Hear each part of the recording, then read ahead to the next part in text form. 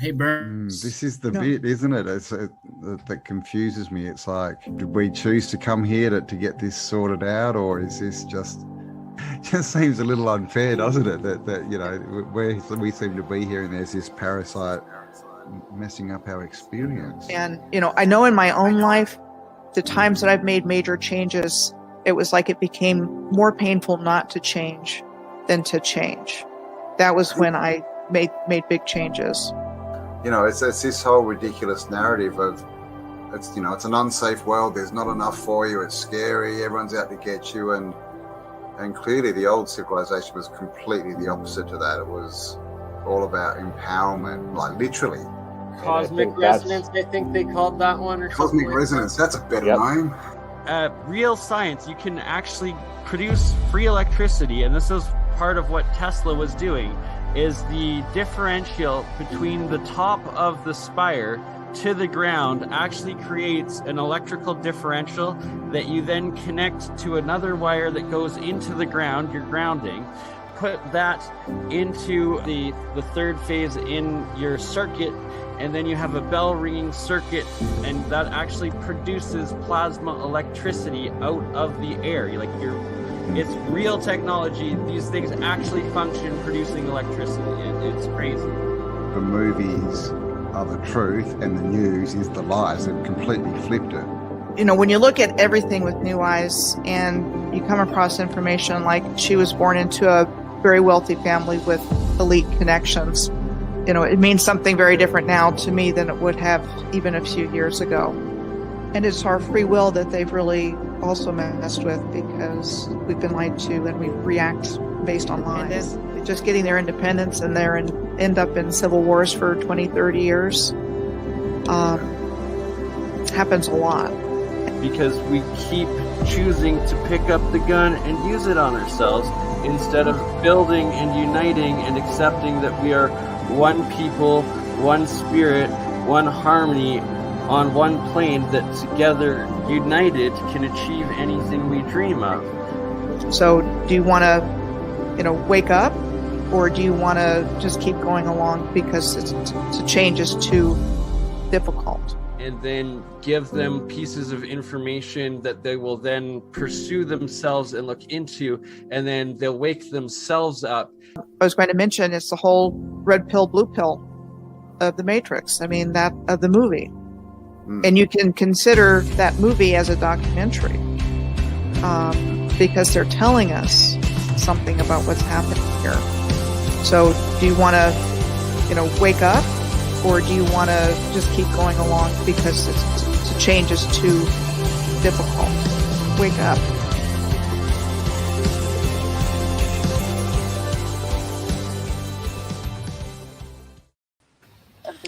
Wake up. Wake up.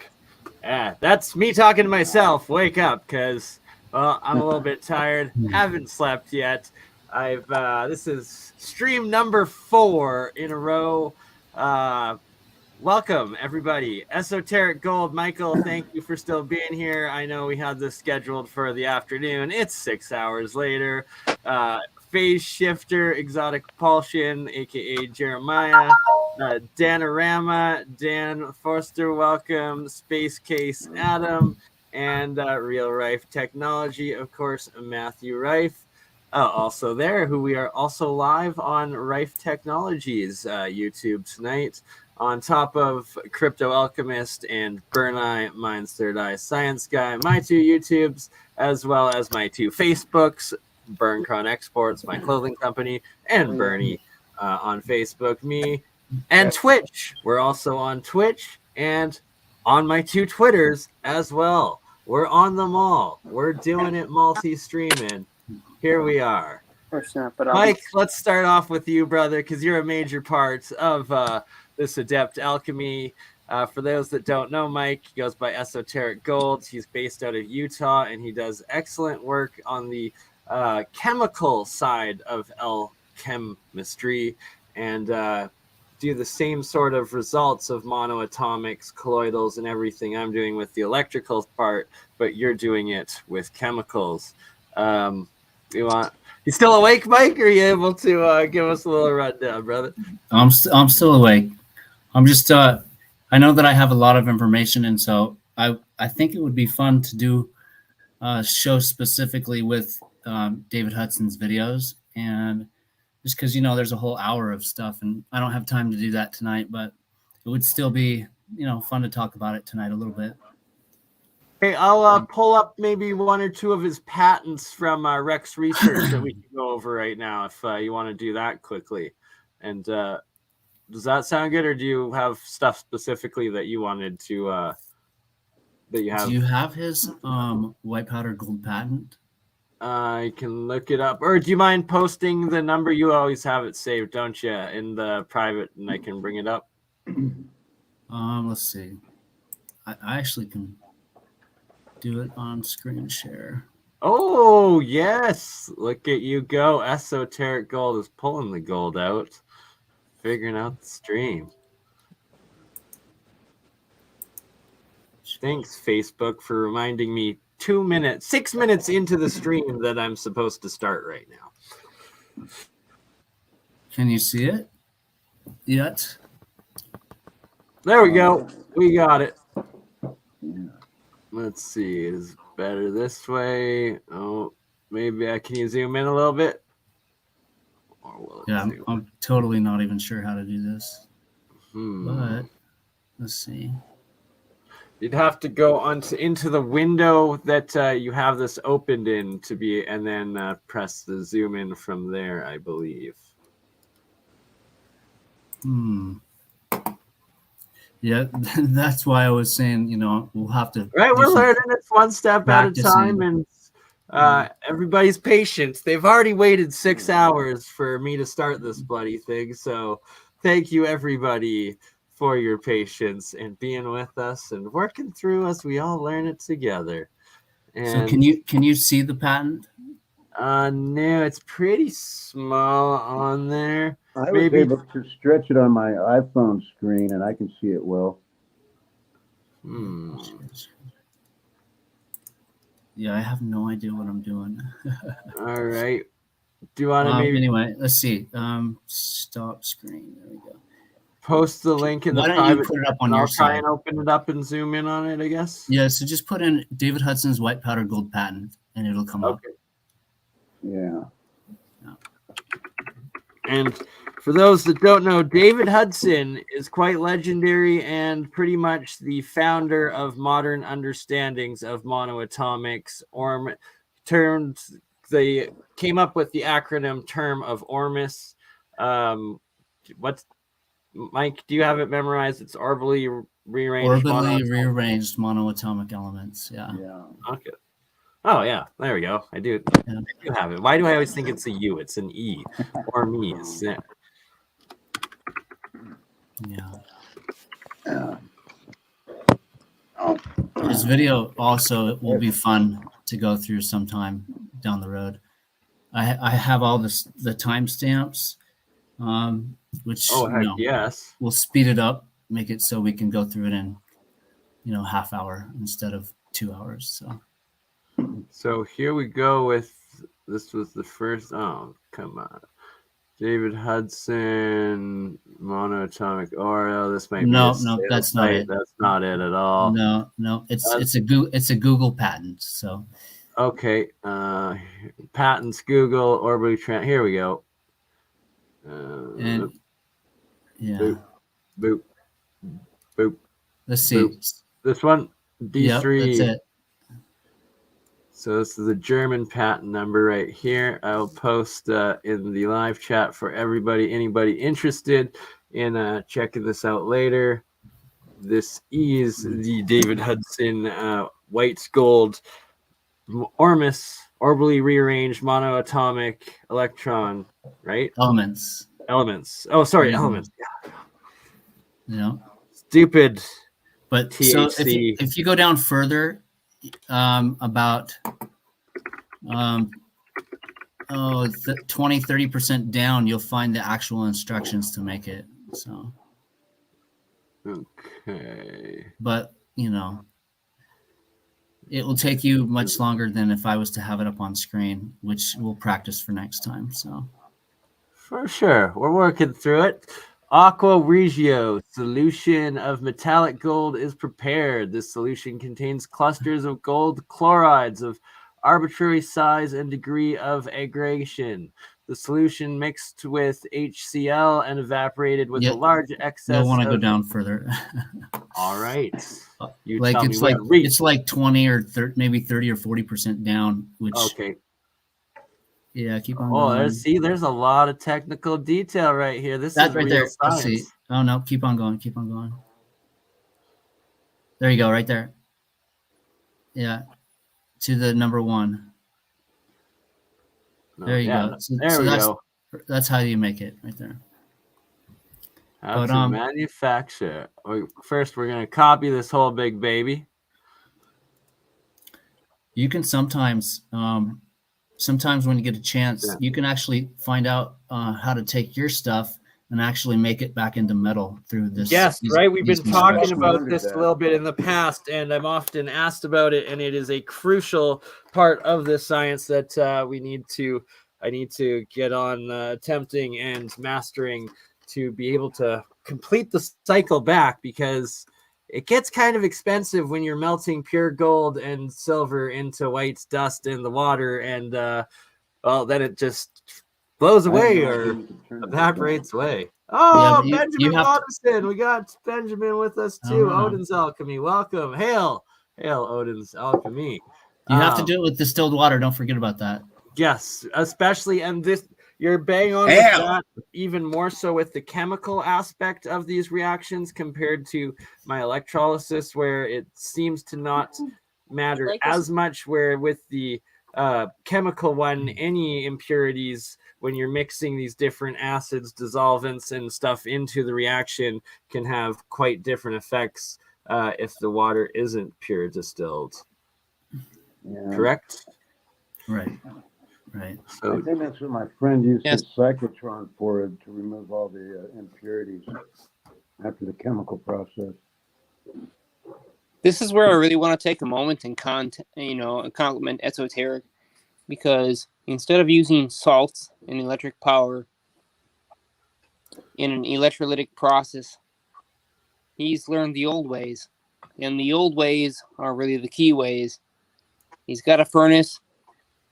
He spent the time dealing with mercury and extractions, gone through the painstaking process of creating pure monoatomics in the most Rosicrucian classical sense. And I am lucky enough to have 6 samples from him. Samples of copper, gold, and mixtures of various other things containing carbon. So Esoteric definitely knows. A true adept alchemist on the level like very few.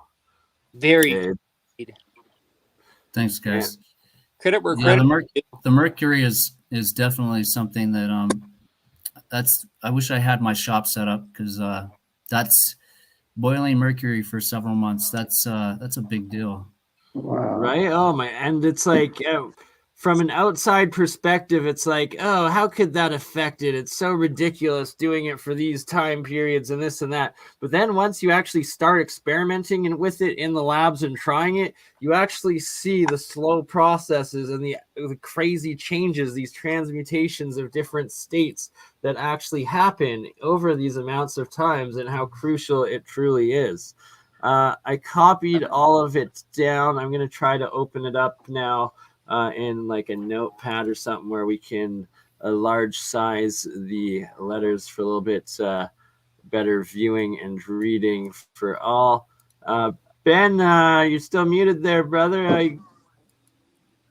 Hail. How you doing? Yeah, I was reading. There you are. Hail. Reading what you have put up there. Ben, do you know Mike, Esoteric Gold? Have you guys met before? What's up, Ben? I have not.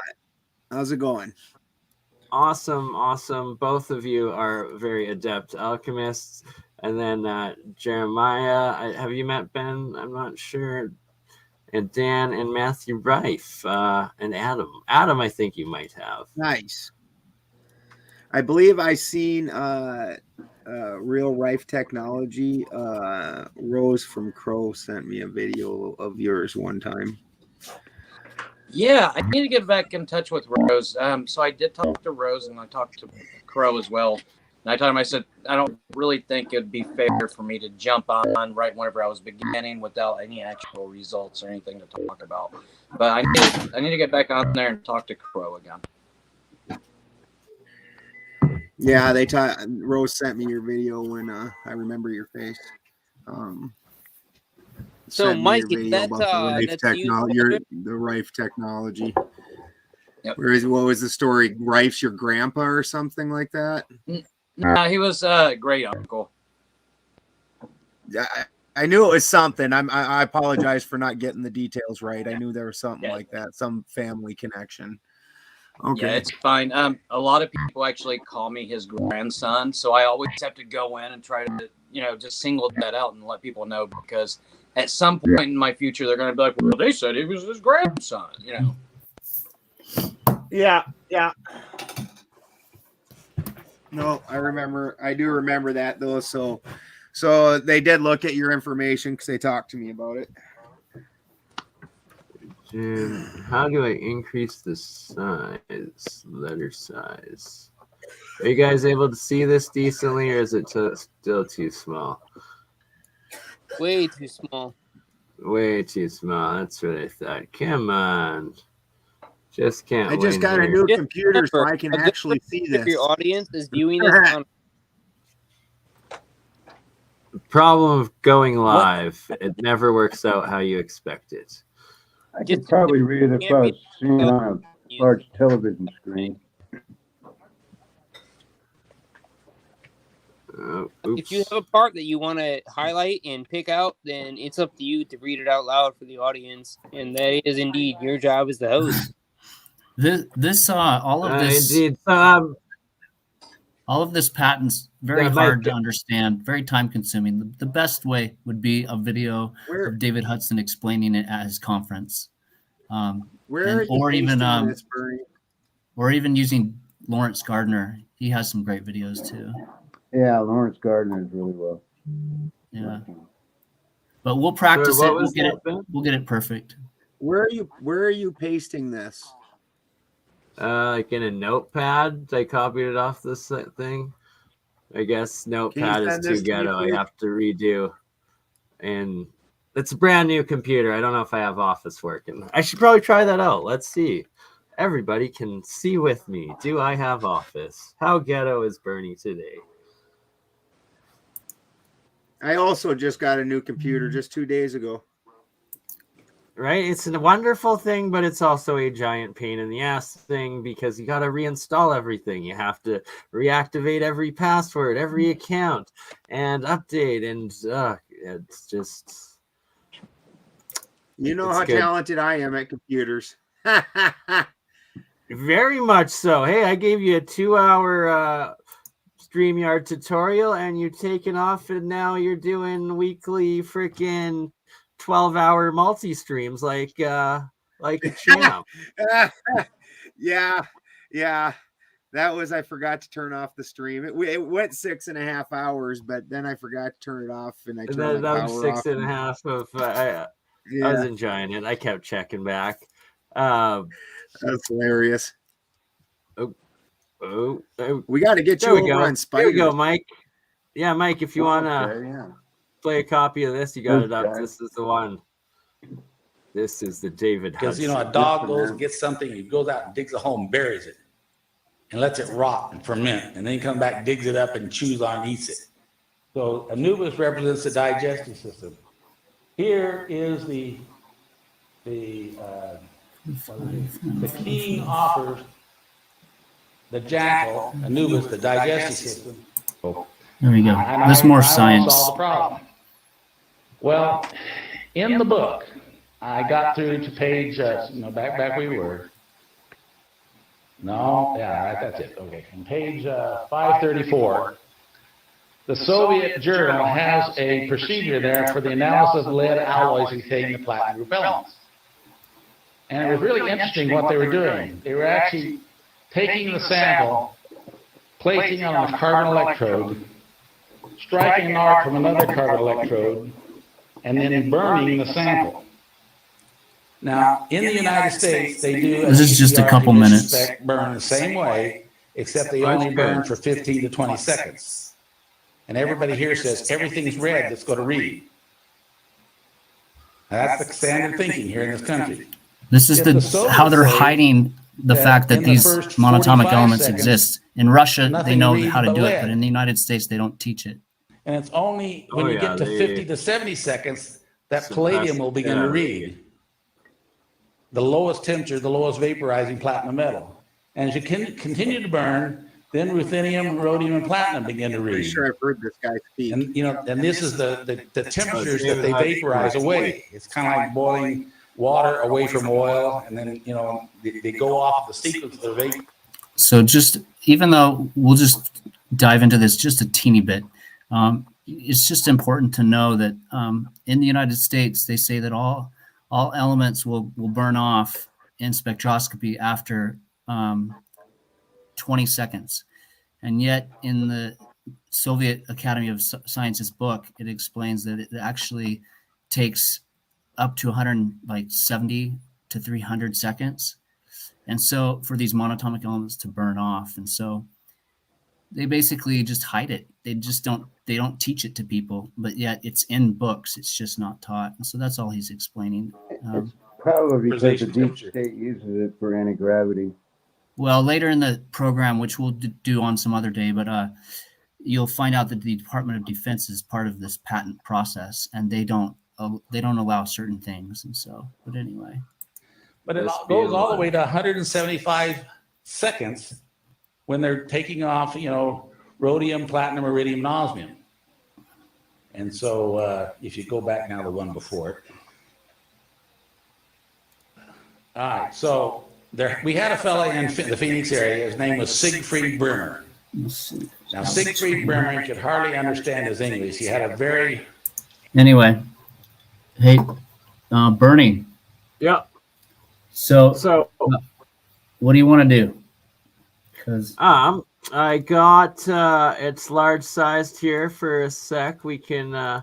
Because I can't really see what's going on. How does that look now? There we go. That's clearly visible for all. Finally figured it out. We're here. So example 1, manufacture of G-ohm. G-ohm is made from metallic gold as follows: 50% milligram, or 50 milligram, 99.99% pure gold in 200 milliliter aqua regia. For those not fully knowing the ancient alchemist texts, do you want to give a little definition of aqua regia, Mike? Yeah, aqua regia is just basically nitric and hydrochloric acid. So, and it's when it's those two acids together and gold, or just in general before they meet any metal element. That's what dissolves gold the best, is aqua regia. So it's a combination of acids. But did you want to do more videos, or what are you Yeah, thinking? sure, absolutely. We can play some more of the David Hudson in the meantime, because he is just so crucial and key to understanding this science, this technology, and the suppression of it. And like you were saying, how they've classified it as national defense and then attacked it and quote unquote debunked it by refusing to even acknowledge these metamaterials, these plasma state metal elements in this new form, as opposed to in the third dimensional solid state, and that mass spectrophy of when they burn off being a key aspect of that, as you were explaining a bit ago at the start there, and how the Russians actually acknowledge it, the Germans do a little bit, and then the Americans and the West just completely ignore it. And I'm glad you started out bringing this part up, because I remember when I was first getting into monoatomics alchemy a good 10, 15 years ago, one of the first things I watched was David Hudson's, these exact same videos, and that him talking about this. And then since I've made a bunch of these, and everything. It's like I haven't sent them off to labs to get tested here officially, because chances are they'll just claim that they didn't get any results, or the bunkness, or whatever the heck it is, and not record or acknowledge the anomaly that's being caused by it, and thus it's not the original element metals, but instead just say that it's nothing at all, and thus they've proven that there's nothing to it, and ruining any chance of validity at all. So here's a interesting part that you might like. After months of this, every day we try weighing some of it. This is, now, you can imagine the frustration. This is how they're using the bifilar winding And device. I said, there's got to be a real world here someplace. He said, Dave, there is an instrument. There's an instrument available commercially that was developed for the aerospace industry. It's called thermogravimetric analysis. And this machine actually is made out of a glass tube, a Pyrex tube, but inside the tube it has a heating element, and actually it's a coil, a bifilar wound coil, so that the field, the heat actually cancel each other. And it has a little balance scale inside the heating area where you can put a sample in there under a controlled atmosphere. You could oxidize it, hydroreduce it, put inert gas on it, whatever you want, and it never hits the atmosphere. Never sees air or never sees the outside atmosphere. And you can weigh it while you oxidize it, weigh it while you hydroreduce it, weigh it while you put the argon on it, and then weigh it as you cool it down. I said, at least we will learn what it really is when we hydroreduce it, right? How much it cost? Well, they're about $350,000. And I said, well, I'll tell you what, can we lease them? And he says, yeah, you can actually go to Perkin-Elmer and they'll lease one to you by the month. I said, well, let's lease one. I'll bring it in. So we bought this thermogravimetric analysis machine in, and John actually hired a master's chemist from England. It was actually the baseline right here. This is where they're weighing it, and it goes There's where we started. negative. So it actually went way, way, way, way up to there and then collapsed back down. Now that's 150%, which is, I said, well, tell you what, let's just keep going. Well, you imagine we killed like half a day already, you know. Let's go again. Let's heat it again. So let's go to the next slide. All right, this is the third heating. You start off heating and everything is going along fairly stable, and then they start. And then look at this one right here. We'll start explaining the invisibility part too. It weighs less than nothing. It doesn't weigh nothing, it weighs less than nothing. And let me tell you something, people. This is a Pyrex glass. You can see right through it. It's clear like a window. But when there is less than nothing, we look at the pan, there's nothing in the pan. Gone. Well, but it comes back when they turn it off, the machine. Right? That's the craziest part, is that it vanishes while it's on, it's and actually a flux field that we're talking about here. Yeah, it reappears after like 3 minutes, they said, on a different video. And then when it collapses instantaneously, then it start building again. Well, and it collapses instantly, and then start building again. But it actually is flux that is interacting with magnetic field. However, the magnetic field is not supposed to exist here, because this machine has bifilar wound heating elements, and there's no magnetic field produced by the machine per se. The only magnetic field we're talking about is the Earth's magnetic field. So I said something just didn't make any sense. This is, well, it really wasn't that after all, but I'll get to that in our presentation here. All right, let's go again. This is the fourth heating. And you can see by the time it gets up to around 200 degrees, it's starting to do this. Now, 200 degrees, and look, it's weighing less than nothing. If the pan was in it, the pan is zero. And it weighs less than the pan weighs if it didn't have anything in it. Once again, and it's not there. You cannot see it in the pan. It's gone. And its weighable mass is gone. And the pan sitting in its mass is partly gone. Now that's spooky. All right, cool it down. Now, once again, we started, so it was way down here. So anyway, this is the cool down. Look at these peaks that are going on. But you see that every time we do it, we're moving this further and further toward ambient temperature. 1 more minute, and this part By will be kneading over. it, we're actually coming closer and closer and closer no to worries. room temperature. Anyway, let's go. Do we have any more on this now? There should be a fifth one. Let's go to the next one. All right, here's the fifth heating. And then we have a fifth cool down. And this is the fifth cool down. Bernie, is it loud enough? Anyway, it could be a little louder, but I can still hear material it. was just mind-boggling. We must have ran this to 80 or 90 times. We actually ran it, and before we finished, we actually devised a little finger we could put inside the machine that when the material was gone, it would wipe through the pan and come back, just like a windshield wiper, to ensure that maybe it was there and just vibrating at frequencies we couldn't see with our eyes. So we wiped through the pan and then brought it back and it was there. So it really left. It really was there, just not in these 3 dimensions. This is really important information, people, because the weight that we end up with here at the end versus the weight we started with is actually, reduces to like 56, 57% of the original starting weight. Now, just for the record, we take this material that weighs 56% of the metal, and we devised a way to take it back to metal, and when we take it back to metal, it weighs the 100%.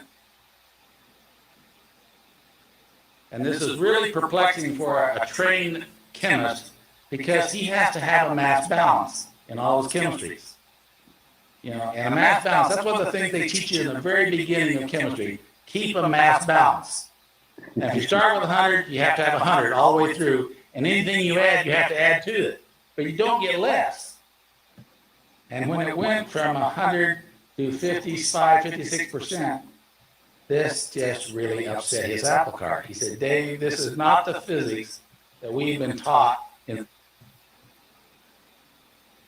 Right? That is not the physics that anybody is taught. I'm just a dirt farmer. Absolutely. I'm a technical person. I'm trying to understand this. I'm just watching it all. And, I'm watching their responses. They're just blowing their minds, At the time, I didn't understand the importance of this 56%. I eventually learned what it meant when I filed my patents later, which, let's go to the next slide.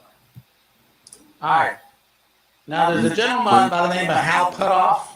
You guys heard of Hal And Putoff? he did a paper, and this is Puts in people off March because 1st, he might be an agent. Can you read that, Barry? I believe. 1989. It's Physical Review A, volume. All right. It's entitled Gravity as a Zero-Point Fluctuation Force. Now, this man is a theoretical physicist by training. And I understand we have a couple theoretical physicists in the audience right now, believe it or not. Whether you're teaching art or teaching feng shui, it doesn't make any difference. Yet, down to the size of an atom and literally walk inside the atom and be in there with the electron buzzing around outside and the neutron, the proton right here beside you, you'll be in the world of the quanta. And in that world, there is no time as we understand it. It's only when we come up in the macro world, in our 3-dimensional world out here, that time is invented by mankind to describe change. Water runs downstream at miles per hour or feet per second. You get old in years. Everything happens in time. But way down there in the world of the quanta, there is no time. Sadly, I've got to disagree with him. And something I want to emphasize. Yeah, not everything I agree with either. Is billions and billions. What are you thinking? Take there, everything Jim? with a grain of salt, but it's like there's the vast majority is like crucial information. And then, of course, it's like when any groundbreaking new discoveries, new science, it's like the people coming up with it, you're coming up with ideas, you're going to put them all out there. And at that moment, it's what you're suspecting. You then have to test it. And sure, not all of what you think is going to happen is going to happen. And there will be some parts that are wrong, but the vast majority usually turns out to be right.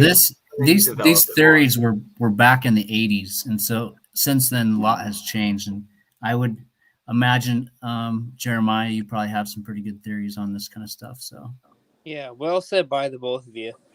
I mean, the truth be told, we've all kind of stumbled across some pretty fantastic phenomena in our day, and things that challenge the mainstream physics to a very high degree. We've seen phenomena that can't be explained by any measure of the conventional physics. I mean, this is just a fact. We have to constantly fight against the status quo and redefine our own terms and how it is that we're trying to prospect out the observations we're making on a daily basis. Right? Like, it's like the first time you see someone, it's like, that shouldn't be happening. You're just like, what the WF? And then it's like, okay, you process it a bit, and then you set up the thing to do again, and you're like, all right, that was impossible. It's not going to happen again. And then it does happen again, and you're like, what the WF, TF? And then from there, you then start trying to, like, dissect it or, like, put it all together to be like, what is actually happening? Because this is not what we're taught to be. I've been trying to share with people for 20 years what I know, and Jeremiah was the first person to ever lend an ear. right on. Yeah. And So we're glad he did. We're glad to have you, Dan. So this next part just basically explains the 4 nights and the 5 nights, which let's see, and the machines that you. Well, I'll let him talk about it. It's quite short. But this paper on gravity is really profound because he does theorize what gravity is, and we have proven with our testing what gravity is. That's what's important. All right. This is my patent application. Okay. I'm not going to show you all the many pages of it. I just want to show you this is the title page. We filed a patent on this material. And it was on all the platinum group elements. We're saying that they, in their monatomic state, if they're annealed, they go to this lighter color, virtually white on most of the materials, and they resonance connect in 2 dimensions. And in this form, they are not visible by X-ray diffraction, X-ray fluorescence, emission spectroscopy, atomic absorption, or even neutron activation. It is identifiable by DC art, but it isn't identifiable by induction coupled plasma, which is one of the new technologies. It's just not receiving energy.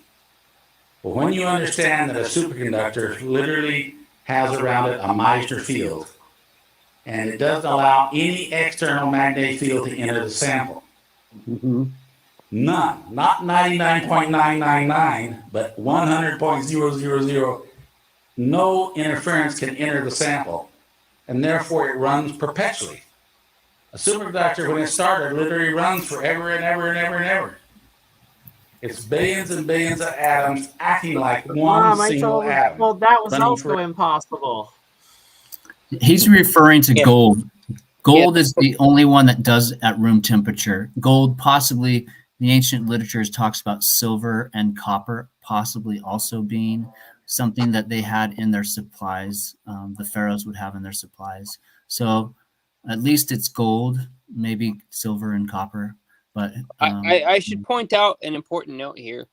Gold will naturally do this as a phenomena of its own coherent occurrence, but other elements can be entrained to exhibit these same exact properties.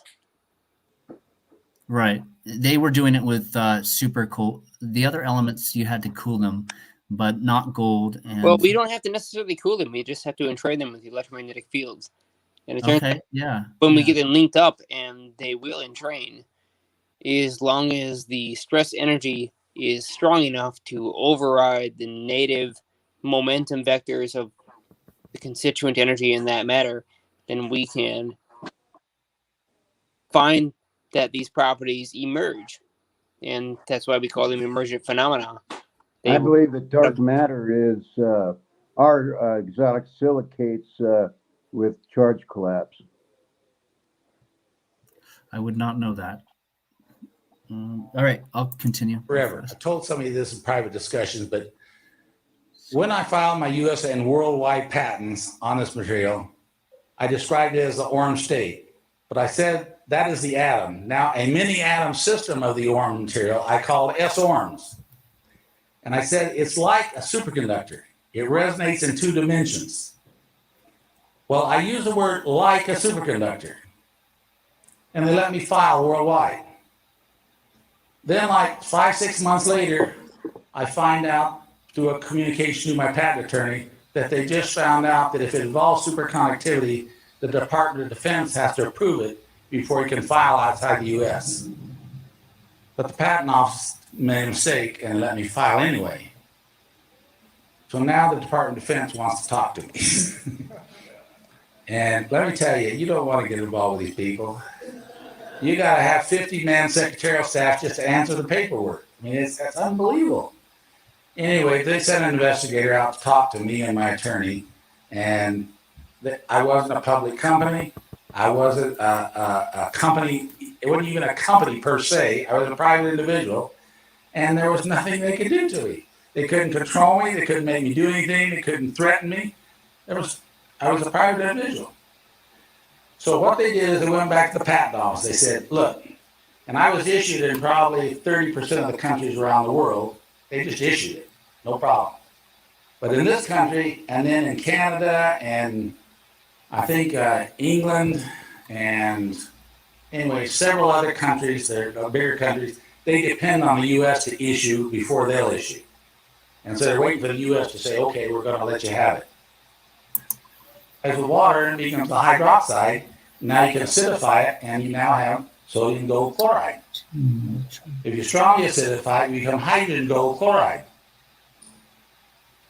If you reduce it, it becomes gold 3, gold 1, gold -1. Well, you know that the single atom of gold is green as a chloride. Now that is conspicuously different than all the metallurgists in all the world think that gold chloride is kind of an orangey red color. Monatomic gold is forest green. And when you reduce it, it becomes clear as an oride. Yeah, that's actually something that that's also not taught in school, because basically I've gotten it to the green state many times,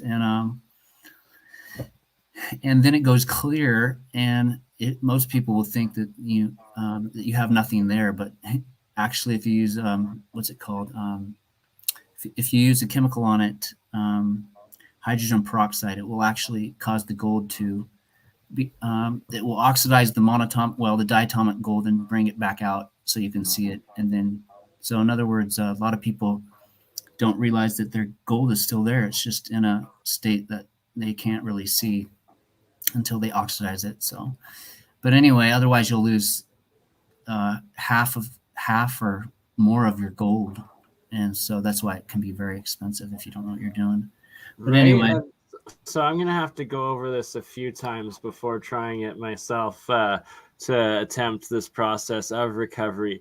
I was explaining earlier on the stream I did with Dutch Synths that essentially the anode that's breaking down, like when it's the pure gold 24K into eventually the monoatomic white gold at the bottom, first it has to dissolve and saturate into the water, becoming like the craziest colloidal parts per water metal ratio ever, and then it's almost super saturated in that water and becoming essentially heavy water because it's water plus gold within it. And that when you leave that pure gold water like that undisturbed and like you don't flush it with or rinse it or anything and just leave it and it settles, the gold will actually start to come out of the water and form these nano crystal layers of gold foil on the outside or the inside of the glass jar or the vessel that it's in, and start to secrete it back out from it being saturated in the water to its nano crystal state, solid state. Yeah. Another thing I like to mention is when it is disappeared in the liquid, and you shine a laser through it, it carries the beam through the liquid. But you will notice there's tiny little pucks, little marks in it, and those are little like whirlwinds or tornado shapes. The little plasmoid Hyperboloids. vortexes. Yeah, Interesting. rotating hyperboloids. Did he say that he reconstituted this back into what traditionally people would look at as gold? Did he? Yeah, no, they took the Aurum. They took the stuff they found on their property, and then they used an acid on it. And if you did it right, then you would be able to take it out and have it do these exotic things. But basically, then they would take the white powder, and they found a way to sort of like BurnEye's process with electrodes and liquids and acids and stuff. They would actually get it back to its gold form or its platinum group elements, T metal form. But yeah, so that's actually in the patent also. There's multiple different.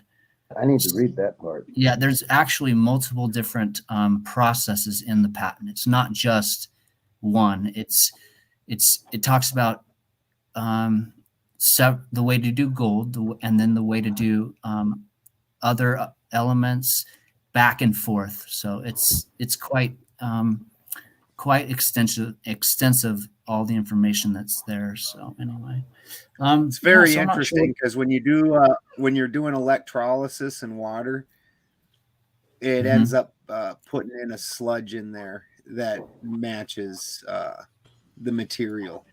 And if he's able to reconstitute, is essentially the monoatomics to the diatomics, right. The plasma state, the Ormus state of it. And that when one thing that I've done and noticed and can attest to is that when I'm directly connecting it to AC, even though it's only like 5 volts, it will completely erode the metal anode and degrade it down fully from the metal into this sludge monoatomic state, as opposed to when you have the anode cathode connected just to each other through wires and have them nano-coated but no outside energy going into it.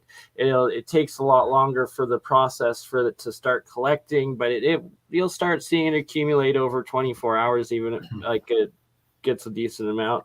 And a week or to a month is where you'll get a nice amount for it to accumulate. But in that process, it actually seems that it doesn't degrade or lose any mass of the anode or cathode at all, and that this sludge or monoatomics, whatever it is that is coming down and collecting, is being brought in from another source. Essentially, it's not coming off of or degrading.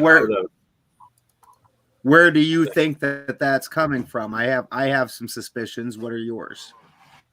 So I first heard about it and had it explained by Mehran Keshi from Keshi Foundation, and he describes it as the field force interactions, and that you're creating the right electromagnetic or plasma field of this Ormus material, and that it's attracting it essentially out of the ether, out of like the plasma space around you, essentially, or I guess the higher dimensions, lower dimensions, something from the fields, the plasma fields, he says.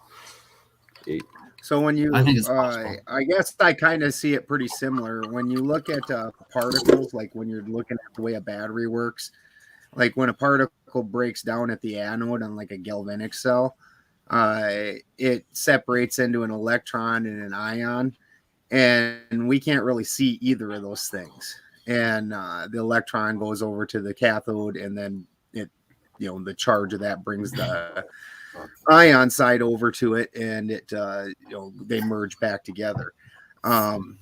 So when you're doing the electrolysis process, though, I think you're just set when you're putting electricity that's not native in there. I think whatever electrodes or plates you're running it through, must be programming it, and it's making it pull that ion particularly out of the air or out of the ether somewhere. Really good description of it.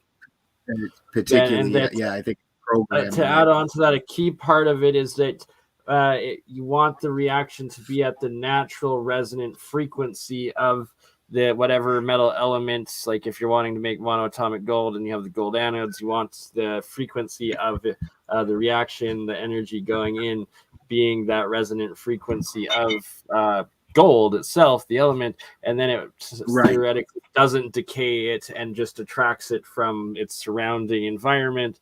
Where when you don't have it in tune and are just pumping it with this extra electricity energy in, that it seems to work, and it makes this pure white monoatomic stuff for the first, I'd say on average, hour to 2 hours, that you have to collect it right at that state out of the reactions when it's in this pure white state off of it, and it will stay in this pure white state. But then it very quickly reaches imbalance, at which point it's no longer the pure white monoatomic. It starts oxidizing, becoming diatomic, blue first, green, and then hydroxides and more complex as it keeps breaking down further and further. And it's all toxic at that point, not useful or healthy as the monoatomic is, and instead becomes harmful and poisonous as heavy metal accumulation, and the exact opposite of what you want. And once again, the importance of resonant harmonics within the universe. I believe it comes from two sources. And there's three types of gravity. The way I look at it is that it turns the ether hard. That's one source, and then it also reverses the polarity of some of the hydrogen in the water, then the gold is so hungry to become a whole piece that it bonds with that reverse polarity hydrogen. Yeah, there's a lot of things that could be happening, but like for example, with ended up running into is a form of monoatomic salt or sodium, I believe. I've had it happen a few times, and I've tested it. So in other words, out of my gold solution, it will actually, I'll do it not perfectly, and it will actually cause the salt. It could only be sodium. I guess technically it could be hydrogen or oxygen, but I'm pretty sure it's sodium. And I've tested it. I've burned it at hot temperatures, and it stays in its. It doesn't oxidize. It doesn't break down. I've done all the tests David Hudson said to do on it, and it passes all of them. So I think there's. I've never heard about it, but it's either hydrogen, oxygen, or sodium, a monatomic form, because the gold weighed out after I did it all. So yeah, there's a lot of different things that could occur, and so, but a lot of it's not written down on paper, or at least not easily found on paper. So. Right, and it's like, and if it is, it's in extremely encrypted analog or analogical terms of the old Mason ways, where it's like, this snake is red and petrifying through the beaten horse. It's right.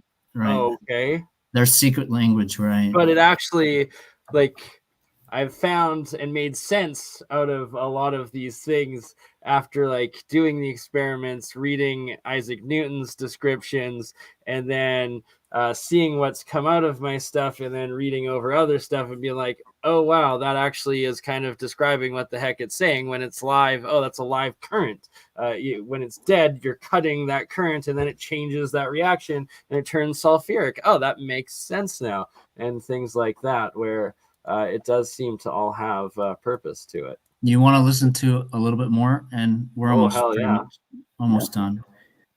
This is just an interesting part of some of the wealthy people he ran into that had him do experiments for medical purposes. And so let's go with 118. While you're breathing. Now we finally waded through all this science because some of you people want to see, references and supporting evidence and all. That's what I gave you. Here's the supporting evidence. Okay. I was approached by a gentleman's representative who is so wealthy that I didn't even know anyone with that kind of money existed. I mean, he makes Gates look like a pauper. I mean, this is heavy duty money, and I hadn't even heard of the guy. Anyway, he's on the other side of the world, and they handed me, $300,000 to pay all your obligations, pay your EPA, get rid of them. We want to work with you over in the other part of the world. He said, we will give you all the money you need to do the work. We'll build another plant over here in the other part of the world, all brand new. We'll put it in operation, and then you make the ore, you pulverize it, ship it overseas to us, and then we'll do the refining process over here. Their specialization, where the people we were working with were all medical people. Okay? And their goal, their object was to create a cure for HIV in Africa at no charge. Now, this is really a philanthropic gentleman that really was the head of the whole thing. And very seldom you find this kind of money controlled by one single man. Over here, it's all these big, huge corporations or something, but this is one man that directed everything. And, I decided, this is going to be really interesting to do. I got to have dinner with him whenever I was over there. I sat at a big round, 30-foot round table with the heads of state from China, the heads of state from Taiwan, the heads of state from Japan, the heads of state from Korea. We're all there at his round table as I was eating dinner with him, and my interpreters were there. Anyway, in our work, they literally performed the separations and did the medical studies on patients in their 6 hospitals that they own. And the one hospital they built in Beijing as a gift to the Chinese government for the Olympics. It was a gift. They gave them a brand new hospital, totally equipped with instrumentation and everything. But they brought me over there and I worked with these people and we administered these materials as pure elements to various patients with all sorts of diseases and illnesses to see the effects. And while we're administering it to them, we're monitoring the DNA, we're monitoring their conditions, and we begin to give low doses, we were giving placebos, we were giving double-blind studies to them, we were just doing everything, to see what would happen, what the effects would be. It was something you go down, dig the hole, and bury it. Let's see, Jeremiah, are you still there? Yep. Somewhere he is. There we are. I was not listening to anything up to this point before you mentioned my name, and that triggered my attention. I was listening. No, it's okay. I was going to say... is this the one where he goes in, sorry, Mike, where he continues talking about where they're eating monoatomic gold and that some are going to turn into like demigods and some into like demons or something like that? Is that in this talk or is that a different one? He doesn't say anything about demons, but no, he talks about that. Yeah. I was just going to say, Jeremiah, there's on Lawrence Gardner, I found basically you wanted, at one point you said you were curious about these old papers that they did on the study and research of monatomic elements and applying iridium atoms to DNA and finding out that it, conducts 10,000 times more electricity. Yes, I was. I was very interested in the isotopic biology aspect of how these various elements can actually affect human genetic processes, and I thought it was particularly fascinating. So, even though we don't have time tonight, there's several places on the. Oh wow! Look at My whole screen's Well, up. if you find them, BurnEye can share them with the entire Yeah, audience. exactly. Like, if I know you got to take off here, Mike, and thank you, Esoteric Gold, for still doing an hour with us at 1 in the morning. I think over there now, or no, it's only 11, but yeah, it is getting late. Oh, So just real fast here, you can look. This is some of the papers, 904. So they're here, and these are basically. I looked up a few of them, and basically, are you expecting? We're not seeing it in the. Oh, are you not seeing it? Yeah, you're gonna probably have to stop share and then reshare. Oh, it's okay. So we'll do no, that we next want time. to see it. Don't. No. No getting Let's out of see. it now. Oh, there we go. We got it. See? Okay. Don't Yeah. give up. It was so easy. Yeah. So basically, some of these documents do exist, and if you want to research it, there you go, Jeremiah. Oops. Was that just posted in the live chat, or you'll have to write these like what's it called? Can you copy and paste them in the private chat for us, Mike? I have no. It's a video, so I don't know how to do that. But I'm just saying I have the timestamps so written down. badly. Electronic states and structural stability of. Let's see. Stiff monoatomic gold wires with a spinning something. Anyway, it's pretty interesting, I guess. And, the spinning monoatomics right there, like ding, ding, ding. That's the key to the Keshe Foundation's technology. Is they make like bismuth, gold, silver, titanium, and palladium, I think, and then mix the 5 of them into one, and then have 4 of them into one, as well as keeping the 4 also separate. So you have like one ball that has 25% of each of them in the middle, and then 4 balls with one each surrounding them. Yeah, Michael, just this like page that you're showing our right setup here. thing, and they spin them at like several thousand RPM, and that I swear I've seen them in their live demos when they get up to a few thousand and got to like the 5,000 RPM, that it actually starts emitting a visible plasma field off of them, and it's something else. Right on. Showing this page here where it's kind of cut off to the right side. Yeah. You can really read it. Stiff monoatomical wires with a spin, nothing else visible. It says you've already got attention from spin orbital 1990 and people in the chat. So yeah, please do post that in the private chat. You'll actually see at the bottom of your screen. You're going to see in the middle there's this chat option. If you stick it in there, BurnEye can then copy and paste that link to everybody. Yes, please. Those interested can check it out. Okay, sounds good. Sharing is caring, and that's why we're all here. Any questions for Mike before he has to go? Hey, we'll do one other last part, which is very interesting. It just sort of talks about the Egyptian side of it, and then at least you sort of, let's see. I just want to mention really quick, too, that rhenium helps with psychic abilities, monatomic rhenium. Yes, I'm sure it does. Let's see. Julia will be very interested in that aspect. Oh wait, here we go. So real fast, back to this. Share this tab instead. Did it change back? Back to David talking. Yeah. You come back, digs it up, and chews on, eats it.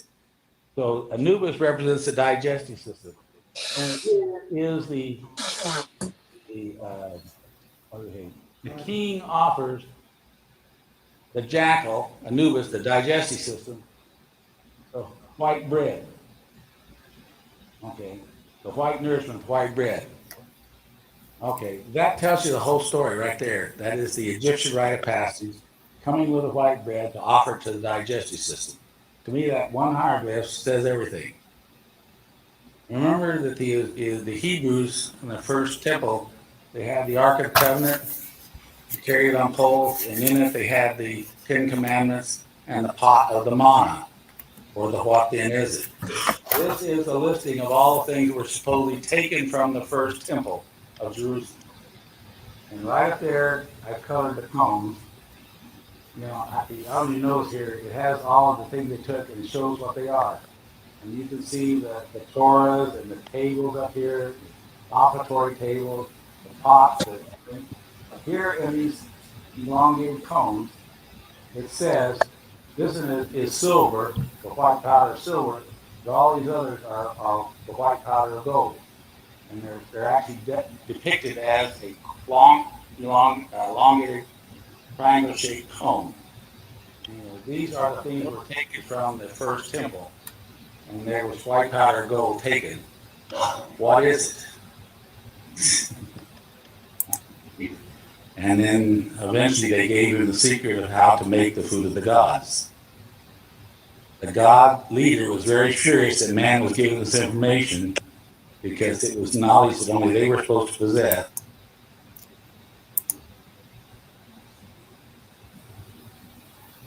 Yes, indeed. What then is it? But you don't need to eat, because literally the energy fields around you are inducing energy into the superconducting body. So all the energy you need is around you. You don't have to eat. Only a very small amount of water is required to maintain yourself. About every 6 months, you'll need just a small amount of additional gold added to sustain it at this condition. But you don't have to go through the whole thing again. This is why the gods came here to the earth, according to Sitchin, to get gold. It was very important to their society and their life. It was their food. They needed the gold. And they created the Adama to do the mining for them. And they kept Adama in Ed-een. And then they created a mate for him so he could procreate. And then eventually they gave him the secret of how to make the food of the gods. The god leader was very furious that man was given this information because it was knowledge that only they were supposed to possess. And the knowledge of how to make the white powder gold, which is the food of the gods, was only known by certain people in ancient times. And those people did live for a very long time. As recorded in the Bible before the flood, people lived 800, 900, 1,000 years. And they could ascend and look face to face at God and the Creator and all their ancestors and all the people gone before them and know all understanding of all things and return back in their physical bodies because they have a whole light body. Anyway, that's pretty much all we're gonna do tonight. But next time that was epic way to finish it off. Next time I'll show you some of our pictures and my pictures of everything we've done, including the mercury and the other sites, the chemistry. So anyway, deal 100%, and we'll start it earlier in the day so you'll have plenty of time and not be half asleep. I promise that. Right. And That's thank you, Esoteric Gold Mike, for giving us this fantastic hour. We're going to continue on for probably at least another hour here, open it up. But any questions for Mike before he has to take off? And thank you, Esoteric. I'm practically falling asleep, but I definitely want to say awesome again. I know that you've studied in the old ways, and of any alchemist I know always said that you're the most accurate to the classic techniques. You've studied the Rosicrucians. I know that you know. Oh, my. So, Jeremiah, I literally. At some point and really dig deep down that rabbit hole. Since we talked about the Rosicrucian alchemy process like a couple days ago, or about a week ago now, and you're mentioning how it was expunged everywhere, I literally spent a full day, like good 12 hours, like overnight, like just obsessed on the computer trying to find a copy of it anywhere, and I could not, for the life of me, desperately need to get freaking way. It was only 2 years ago that I was able to pull that stuff up live on a Google search. Yeah, like on one of our first streams together, I think we did. 48 months and it's gone? Really? It's gone? I found 3 different links. And they were stellar. Walked through the entire process, described the rainbow aura displaced inside of the vessel, that they had sealed with tar and hemp rope wrapped around a cork in order to seal the containers. They walked through the entire process, used horse manure to keep the entire thing hot during the course of the winter months. It walked through the entire thing. That was less than 48 months ago. Right? And you're I think it was only like 2, maybe 3 years ago that I stumbled upon and read the Rosicrucian Lesser Order of Vegetable Alchemy, and then there's the full print or whatever. The second one, which is the even harder one to go, that is the metals. For the audience that's wondering, like, what we're talking about, there was this wonderful little document that was allegedly written by the Rosicrucians, which today would be classified as a religious cult, but they were far more than that. And they weren't really a religious cult. They used religious words to describe something fundamental to chemistry because the words didn't exist at that time. And they found interesting metaphors to describe a very complicated and intricate process of converting one element to another. They used glass vessels, much like we use today in round bottom flasks, and had a way of heating and keeping warm a round bottom vessel approximately 6 inches in diameter up to 9 inches in diameter of this very unique alkaline-based extraction method for certain metals, gold amongst the very peak of them, and described a rainbow type of effect of gold vapor deposits and a variety of other precious metals on the inside of the flask. Using heat from horse manure decaying through a natural process in a isolated hay insulated vessel. It was quite detailed, quite right, and like there's so many, and like we need to get our hands on them. But the idea that it's gone now, that's befuddling. Is it not on the Rosicrucians website anymore? Very good question, Adam. That should have been a no-brainer for us to check. Yeah, I've memorized. You have a link to the official Rosicrucian website. Let's check that out. Maybe let's go to the source. We might luck out. They have an open by the way back machine entire process, but I have memorized each step. So the Rosicrucians have an open section where they actively recruit people from the public, and then they have a closed section of time. And I believe somewhere 2010-ish something, they went from open to closed. And I think it lasts something like 72 or 90 some years in each stage. So it's a long period of time between each one. And I believe they're closed now. But when I looked at their website, it was all open and all those books were for download on their website. If that shit closed, are you telling me we got 72 years to wait before we can access the codes to become immortal again? Oh, hell no. Try Rosicrucian.org and look at archive.org. There you go. Actually, yeah, he's right. I did pull it from archive.org. But it was there. And I was able to link to it from a Google search. So you can't find it on archive.org now? Last time I looked, I couldn't find it. Then I knew what I was looking for. Ben, do you want to look for it on the computer? Do you want to share screen, Mr. Ben? I'm a little tired right now, so I'm kind of slow. I need another wizard to step up with the screen and do the sourcing if possible. I have not heard him say the name yet. I've been waiting for him to say the name of the book. Oh, Rosicrucian Philosopher's Stone. That's the 3 keywords. Rosicrucian Philosopher's Stone. This is where the instruction manual that spells it out is listed. In it is a quite in-depth instructional.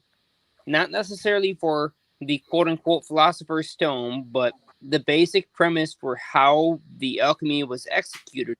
The heating system, the fundamental chemistry, and all of the details that were critical for other types of alchemy were listed there in great detail.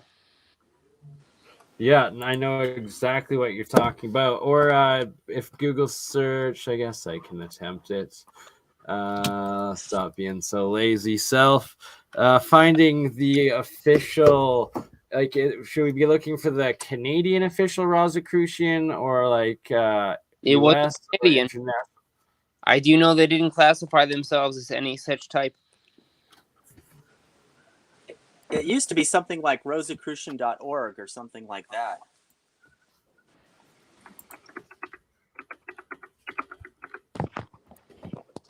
I'm quite confident that's all gone now.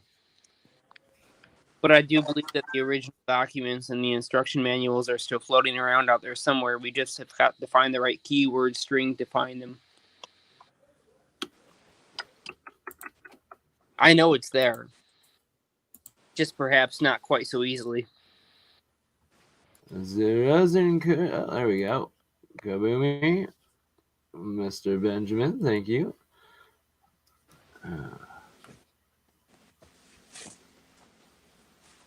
One document spells out the philosophy for many more. Yeah, Rosicrucian.org is just some BS. I found this. Rosicrucian.org used to have a download section with all their books. I'm sure that's gone. Oh, there's text. Oops. And I kept a copy of all those books off that website. Unfortunately, it would probably take me weeks to look through my archives and find it, but I know I saved them. I just don't know which hard drive. Adam's got his homework. Adam's got his homework. Just kidding. At least I know where the hard drive bin is. It's just there's so many in there. That's one step above me. I misplaced the bin of all the lost hard drives with all the info. It will come back one day. All right. Text and publications, listing of books for sale, directory of what? It's all just money scams now, savages. Rosicrucian Digest. Archive guidelines for submission. How about your ancient texts? Seldom is a better distraction than a scam.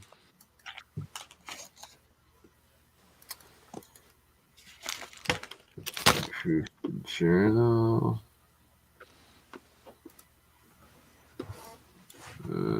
Chemical manuscripts. Oh, maybe I found it.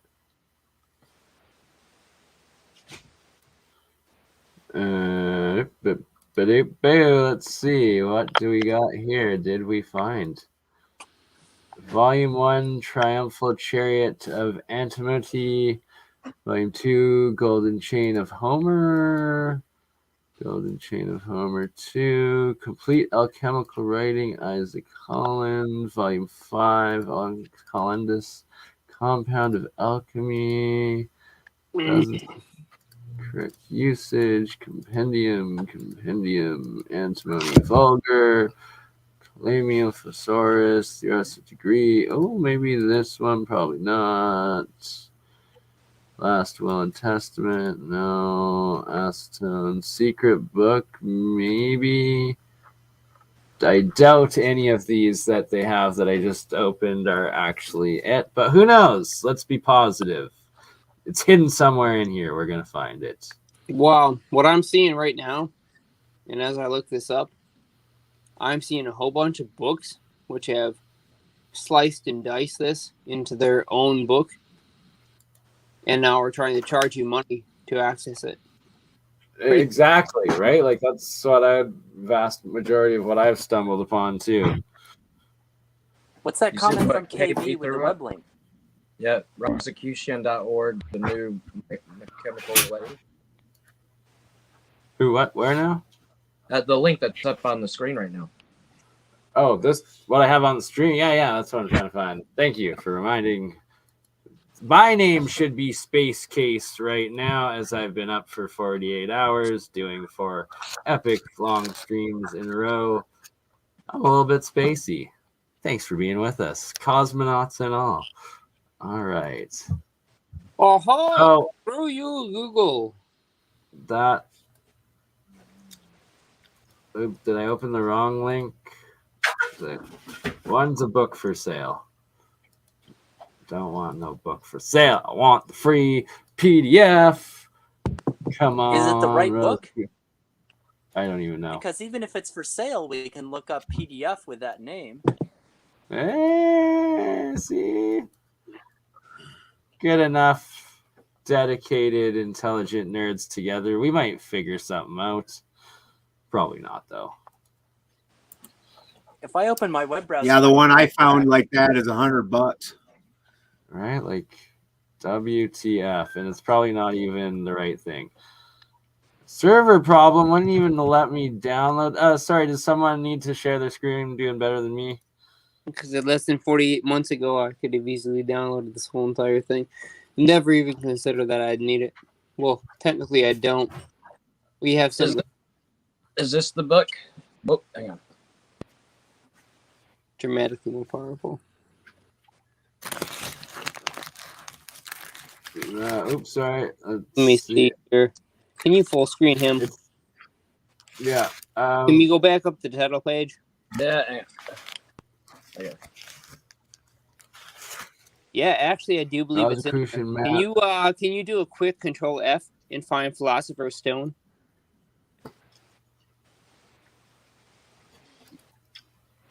If it's in there, that would be what it's under. Well, here, Barney, can I send you the link on Twitter? Yes, you can. Okay. And I don't think that's the one that I read. The one that I read was straight up called the Rosicrucian Lesser Print or Lesser Circulation. Rosicrucian Alchemical Lesser Circulation of Vegetable. It's called, like, instead of plants, it's called vegetables. And then the second one that I hadn't gotten to see, but I could just imagine was being sourced to me when I was reading just the vegetable one, imagining the crazy info from the metal one as if I was just getting it out of the ether itself. And it all made sense momentarily that one day, and haven't been able to get it back yet. Need to find it. What was it again? Lesser? The lesser circulation, and then there's the metal grand circulation. Oh, wait, what do I have here? Oh, I have the Rosicrucian. 1901, and we're going from 1901 to 1907. Who has the Rosicrucian? What now? Rosicrucian Mysteries. I think I found might be in there. I don't think so, but might as well download it or put it up for me to try. Containing the magisteriums of the art attributed to Edward Kelly, 1592-97, compilation of John Dee from an unpublished handwritten book, circa 18th. No, that's just someone trying to sell me something I don't need. Where are the actual downloads? It's like, here's links for you, and then none of them worked other than to Amazon links. Jeez, I may have found it. I just found a 38-page PDF. Really? Did not inhibit me from downloading on sria.org. And just as a kind of prelude, let's see, all sections of men bear this twofold character, and well we may properly regret the waste of energy which has consumed itself by the fruitless search after the philosopher's stone and the art of producing gold. Oh my God, that's sounding right. That's sounding in sight of the undoubted fact that these enthusiasts in marked degree contribute to an increasing of our knowledge and psychology and the mental science in other ways. This, to me, sounds quite familiar. I do believe This may very well be what I am looking for. I've read that one. That one's actually a really, really good one. It gives like 3 or 4 of like the best accounts of esoteric writing of the Philosopher's Stone. It's not the one though. It's not the lesser or the higher circulations, but it's like the full chapter on the processes of the Philosopher's Stone. This isn't the one, and I remember this one too from back in the day. This is not the one that tells you how to dip your cork stopper in tar in order to create the ideal seal that you will have to then execute for a total of 9 months in order to produce a alchemical conversion of various elements into gold through the process of vaporous conversion. But you know which one I'm talking about, and I have seen it happen live. It rainbows the inside of the vessel.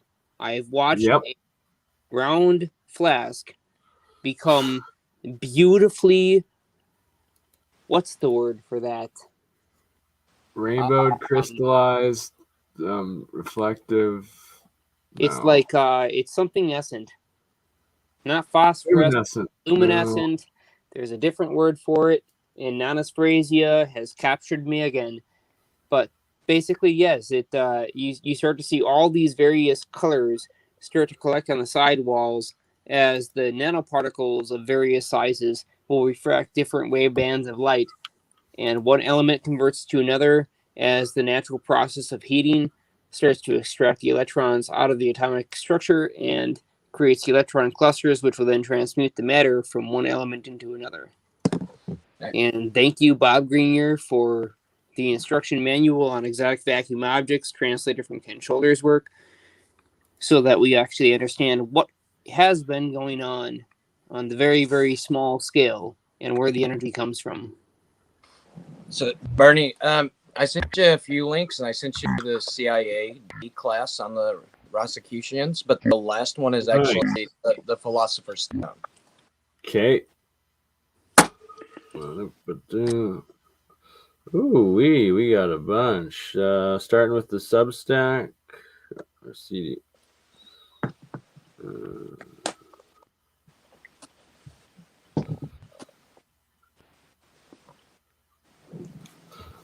All right. While I look this up, we have 68 people. I wanted to lie and say 69, but it's mostly a bunch of dudes, so that seems inappropriate.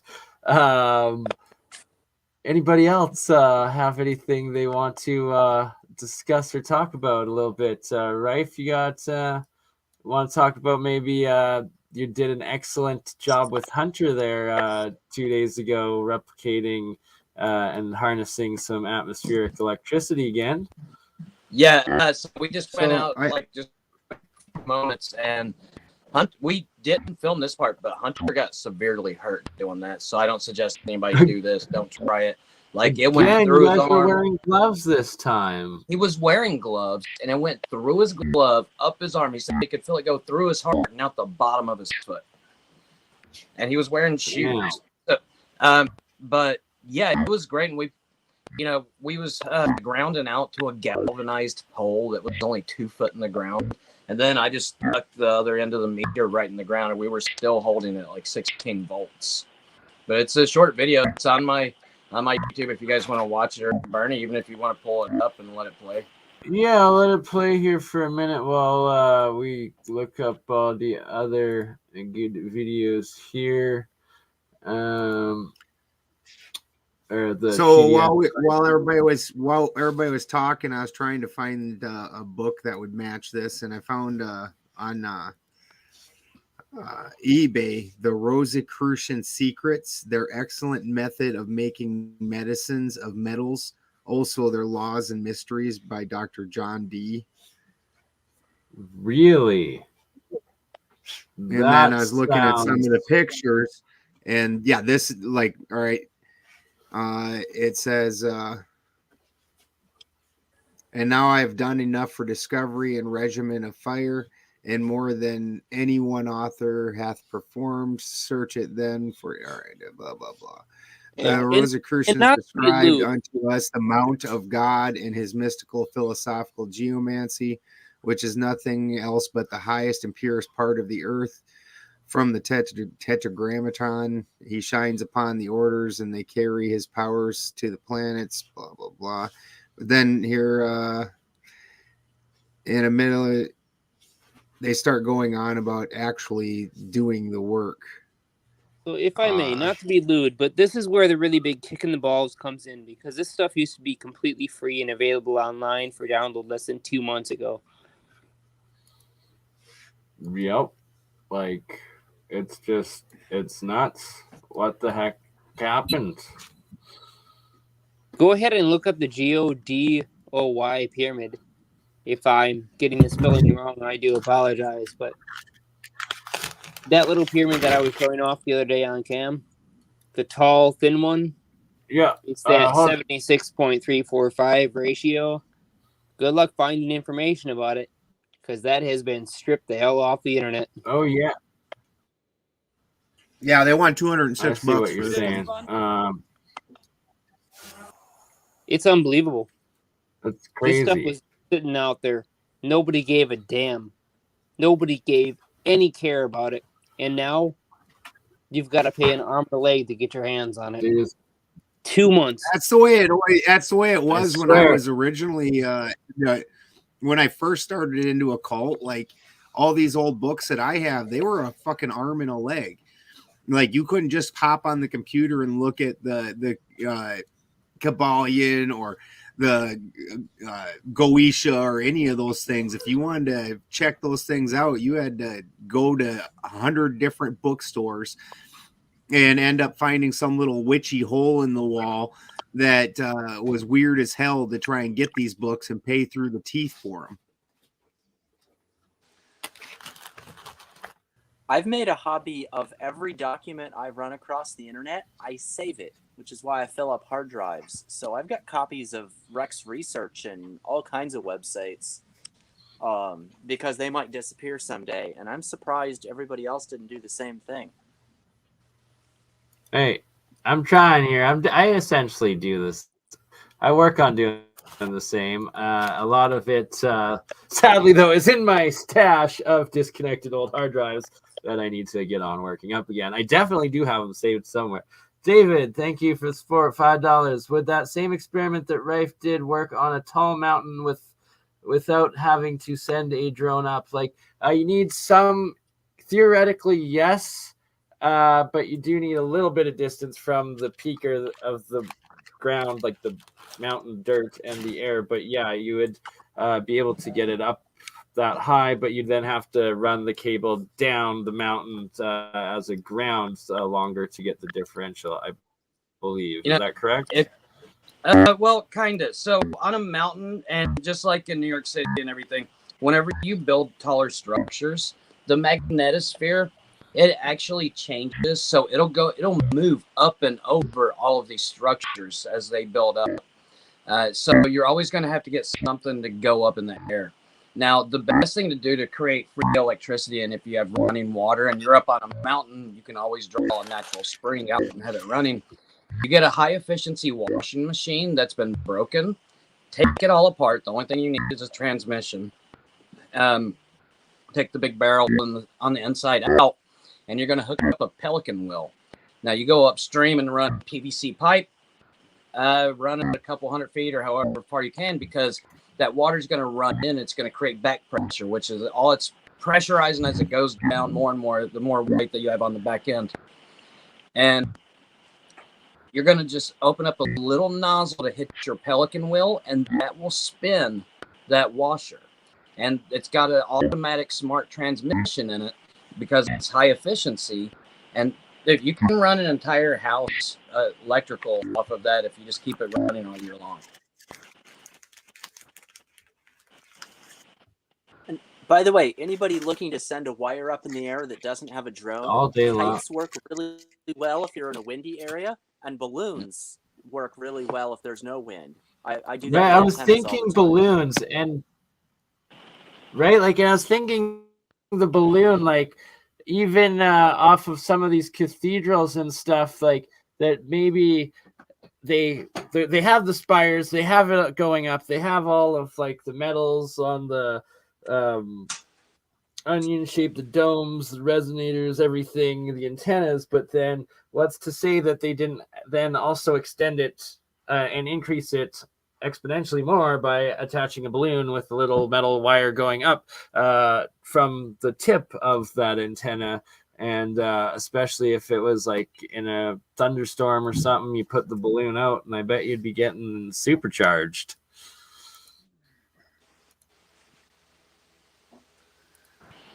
Yeah, I mean, you know, even back in that day, like when people in hot air balloons, they could just have electricity at all times. They could turn a hot air balloon into an electrical device just by collecting the electricity that's in the air by attaching just below the putting a rope down, a rope ladder or something with no doubt actually. And then if they run that as the heat exchange to be able to produce that hot air, then they no longer have to have fuel. You're running off of electric that you're collecting from the magnetosphere, or I don't think they're going up the ionosphere level. I'm not sure though. No worries. Sorry. Dogs will do that. It's kind of just the same theory that I had on. So I was thinking about building a boat that runs off of water.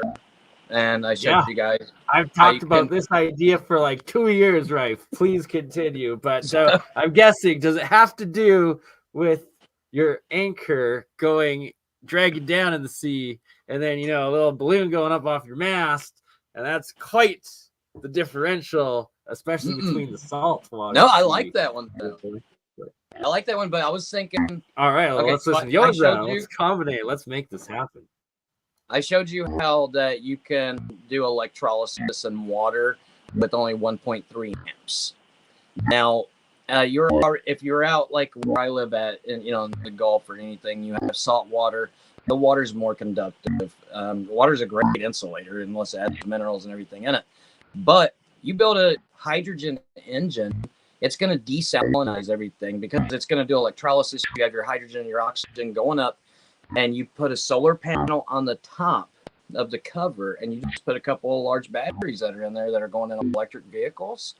You can use the battery power coming from the sun to be able to do electrolysis up on the water as it's shooting up and in, have that separated, run a hydrogen engine on it, and you essentially just have unlimited range.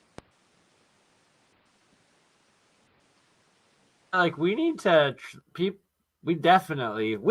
not just people, all you beautiful people out there also need to do this, but we are also going to be doing this and are doing this, as Rife showed, doing the drone just 2 days ago, harvesting some of that electricity out of the atmosphere, and so much so that Hunter got injured, that you got to be careful. And that's why it's like we're still at the discovery phase, rediscovering it all. Once we get figure out the basics of how it runs, then it's like you build your first prototype. It'll do decent, but it'll probably explode or catch fire at some point, usually when you hook it up or have it running for 10 minutes because you left out something. Yeah. I built a Tesla coil the other day. Second, the third, and then probably by the time you get to the fourth or the fifth model of rebuilding and tinkering, tweaking it, you got something worth sharing to the world and everybody reproducing and making. Mr. Benjamin, the glitches weren't you? I thought it was. It's me. I totally thought that was me because I live off grid and I live off grid. My system sometimes is a little wonky. I'm like, oh, my system's being wonky. It's like damn thing's going wrong. And then somebody in the chat was talking about it. I'm like, oh, it's not me. No, it's totally me. I'm on Starlink and it's raining out. Me too. Yeah, you like it pretty good? It's the only internet we can get out here. I live like way out in the mountains. Appalachian Mountains? No, in Northern California. I'm in Humboldt. I actually live on Murder Mountain, actually. Oh. Sounds like a sweet place. Yeah, it's pretty nice. It's the name was more of from a bunch of older things. And it was a rough mountain back when the green rush was going on. But now that cannabis has been legalized, the more criminal element, you know, has been driven out for the most part. And really, it's very tame out here. And my animals run the mountain. I don't even have my cows or my alpacas and goats locked up at all. They just roam around and they come home at night or in the morning, one or the other. I mean, that's a perfect place for us to come out and prototype if you're out in the middle of nowhere. Yeah, I am. There's nobody coming out to bother me. It takes me about an hour to get to a place where I can buy a pack of cigarettes or get gas or anything. You know, there's a post office like 25 minutes away. Damn, that is isolated, but that's the way you want it. If the world's gonna fall apart or go insane, you want your own space and your own land to work and live off of. Not be attacked by zombies. Well, you know, Daniel, those seeds that are $200, there are all these new designer strains, and I got to tell you, you know, I live right in Humboldt County, like the literally where the Emerald Triangle meets. That's where I live, and those designer seeds, they just don't seem to have the same punch as the old school stuff, and they look good. There's a lot of color. They're really frosty, and then they don't do the job. Right, like they're actually frosty. They look like they're caked, and then you smoke it, and you're like, all I got was a headache. Exactly. And then even on the extractions of it, you do an extraction of it, and the oil content is not there.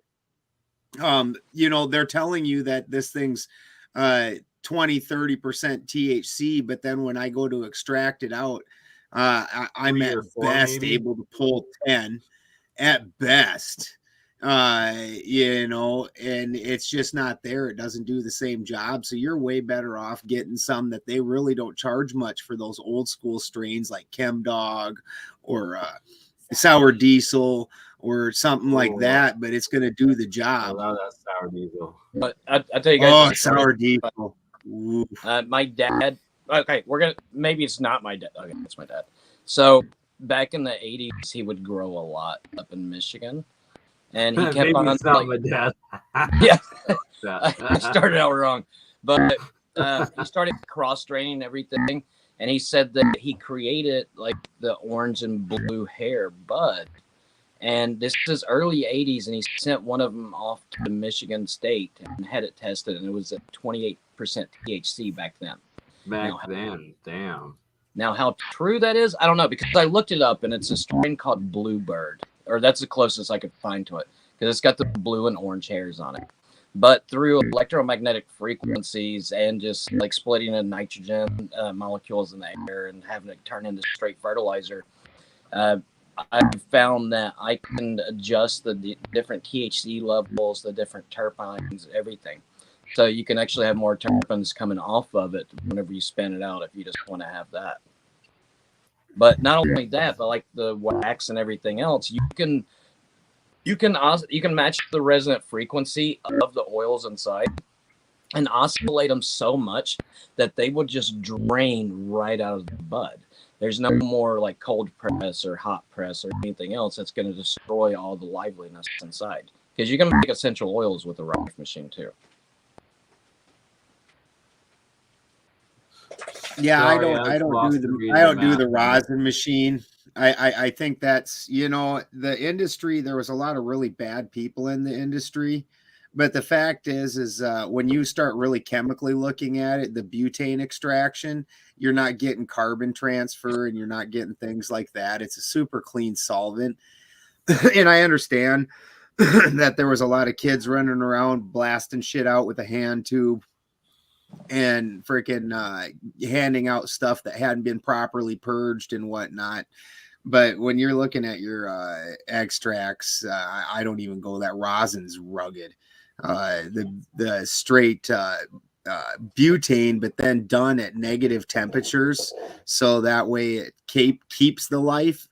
And then when you do it like that, you can also do it where the plant is actually still alive and it's a fresh frozen extraction. Yes, that type of rosin is so freaking good. I had a friend. Oh man, when you look at the oil of it, like when you're doing the extraction, this is one of the things I talk about with the alchemy because it's very interesting to me. So the sulfur to me is actually sitting inside the oil, and when you do like a live fresh frozen plant, the yellow that's inside of because the THC and all those, they're clear like olive oil. It's just clear, and that bright yellow, that as the plant ages starts turning to a darker yellow, to an orange, to a more reddish, to a more blackish. And when it's that super bright neon yellow when the plant's still alive, oh my fucking God, that is so much different than anything else. That just hands down, you can't even come close. So, you get, I think after negative 80, it starts kind of Missouri. It doesn't really work as well. The solvent doesn't really isn't really effective after like negative 80. But any up to negative 80, all them volatile terpenes, you're hanging on to all of that while the plant's still alive, especially if you went through the trouble of harvesting it like on a full moon before the sun gets up. So all them volatile terpenes are just built up heavy into it, and that's the way to go. That negative 80 extraction at that point. See, that's way deeper than anything I know. I mean, I've never smoked this stuff. I did once, and it made me so paranoid. I was like, never again. But like on growing plants, I've always grown a garden and things, so I love to be able to adjust and mess with things like this, but only up on a natural level.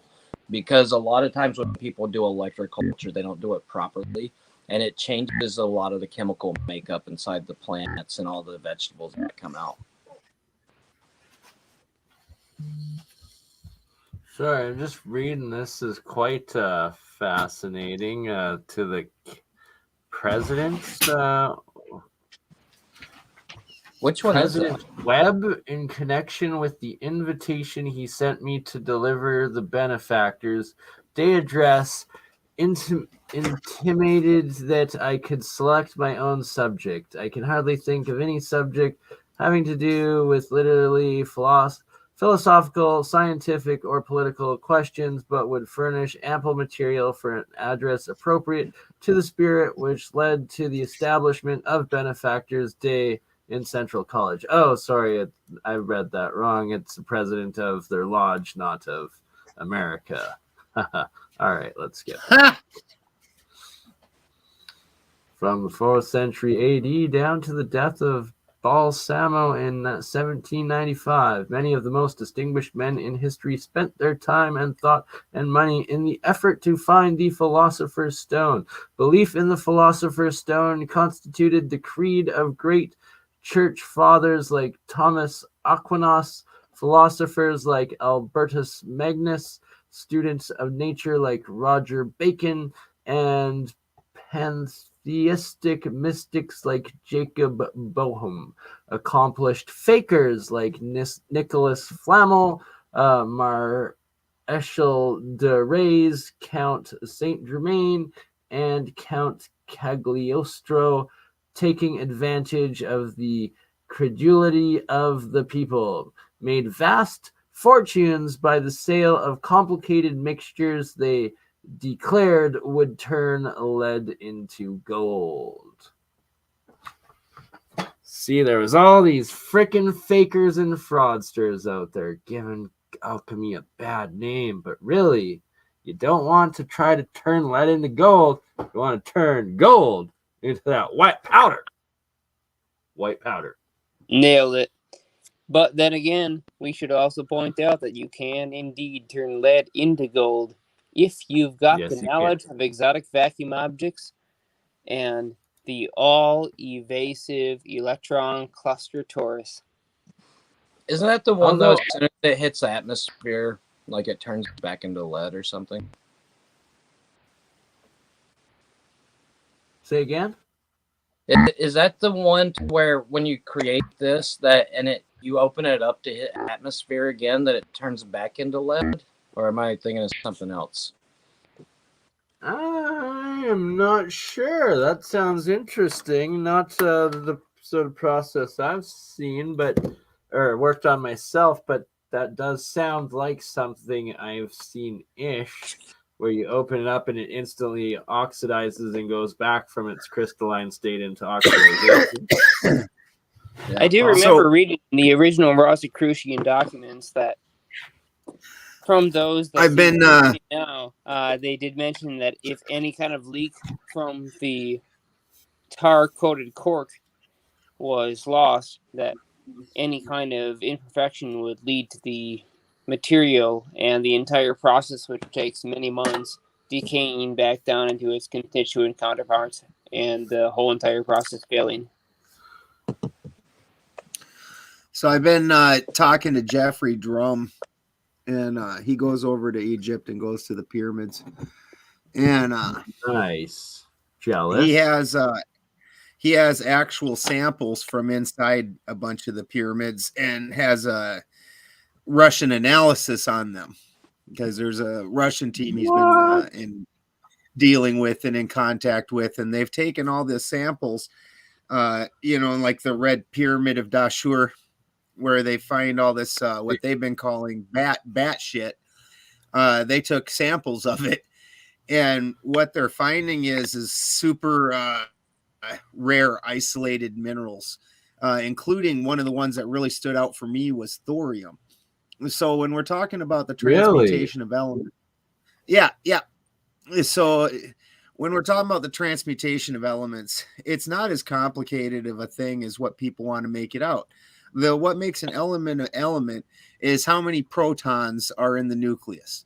So, and then it's assumed that if the element is balanced, that the number of electrons is going to match the number of protons, and that's how they place it on the chart. So if you look at like the decay chain of like uranium or any of those, you'll notice that as it sheds off its protons, it becomes like 15 different things. It drops down into radon and radium and bismuth, all the way until it becomes lead. And so eventually at lead, it becomes a stable element and quits shedding off protons and changing into another element. Well, thorium's kind of weird because thorium transfers neutrons. So when you mix that, that's one of the ways that they enrich things into uranium and then enrich uranium itself into something that's weapons grade, is with the addition of thorium. So if they have isolated thorium and all these other elements, and we're not just talking about nuclear stuff, we're talking about other things. When you're talking about the transmutation of any element, literally all you're talking about is changing the number of protons and neutrons. If you break anything apart and put it back together, and apparently they knew a whole lot about the allotropes of these elements, because he's found a thing and they call it Egyptian blue. And everybody's been saying for years that the Egyptians painted everything with this basically dust that they would make out of lapis lazuli and, make a paint with it. But it wasn't. It was a much more complicated paint that interlocked together. And they call it Egyptian blue now. And it was painted onto these things. And this Egyptian blue, when you would hit it with radiation, like light, it would give back more than 200% of what it was hit with. Really? Yeah. Yeah. That's fascinating. So yeah, when you're talking transmutation, like even in a galvanic cell, a transmutation happens there. If the anode is silver and the cathode is gold, as the cell wears away, the anode depletes and the cathode actually grows, and the metal on the cathode is still all gold.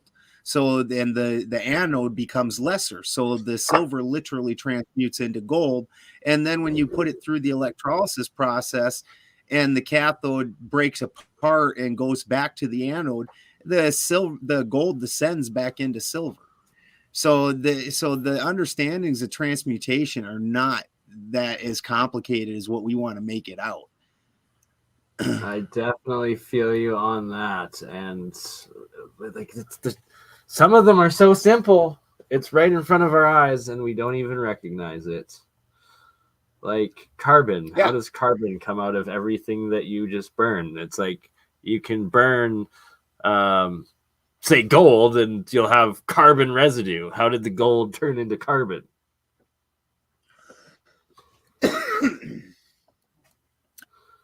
Well, and it was interesting in his little talk. He said annealed, and annealed usually is the carbon has been driven. It's not carbon bearing.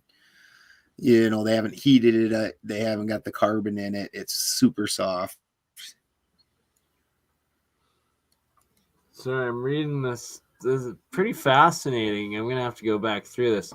Talking about how radium was discovered and it shattered the realities of the physical atomists and vindicated the alchemists because you had physical atoms that were literally decaying out of nowhere into transmutating into new broken lower metals and radiation as nuclear decay does, but that it's essentially proved that the basically what I was just talking about. Yeah, exactly. That's hilarious.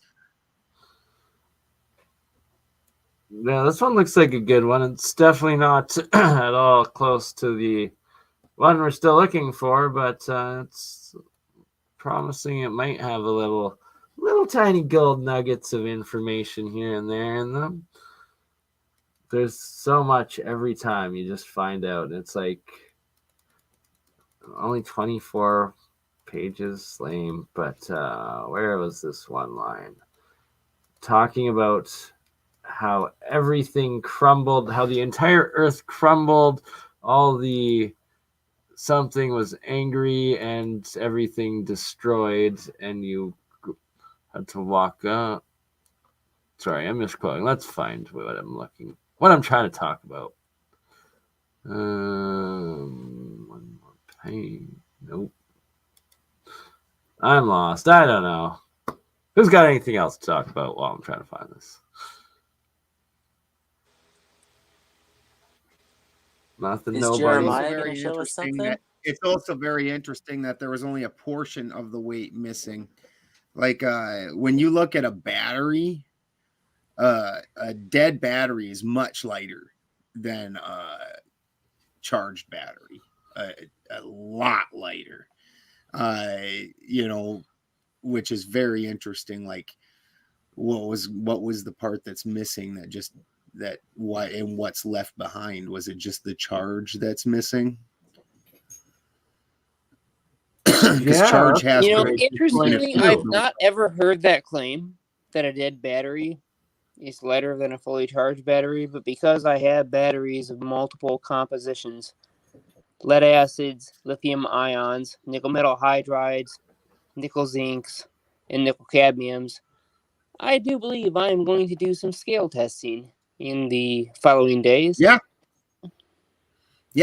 And if you don't have a scale, the real easy one, just for I've got a fantastic scale. It'll tell me down to double A or whatever. 0.0001 grams.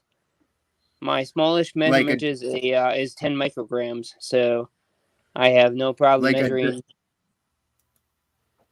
Even without a scale, because I don't know if all you guys over here know, but all my people on my end know. I've been to prison, and when you're in prison, one of the ways you tell, I did 8 years for less than a pound of weed.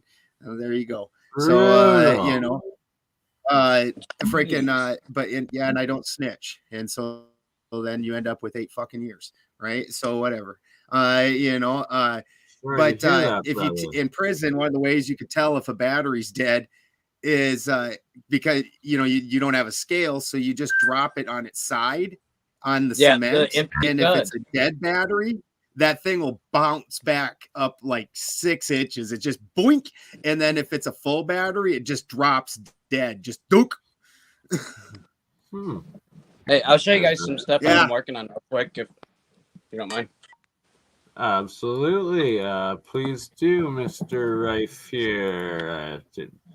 I am going to test this battery claim. Actually, that's a really fascinating idea, and it's one that I'm surprised some of our affiliate researchers has not tried. Flip.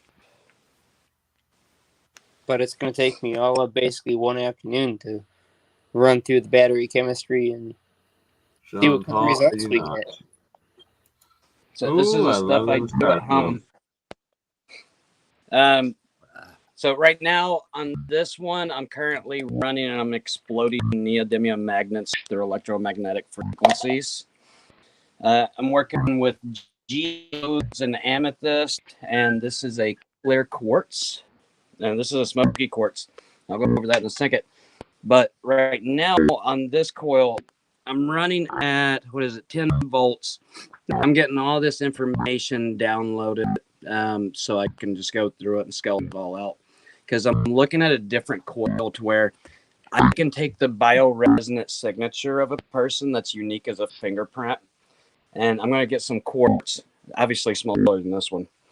But I'm going to run high voltage at that bioelectrical signature through it until it creates microfracture, kind of like just the memory of it, to where the voltage runs at that level on all the ranges.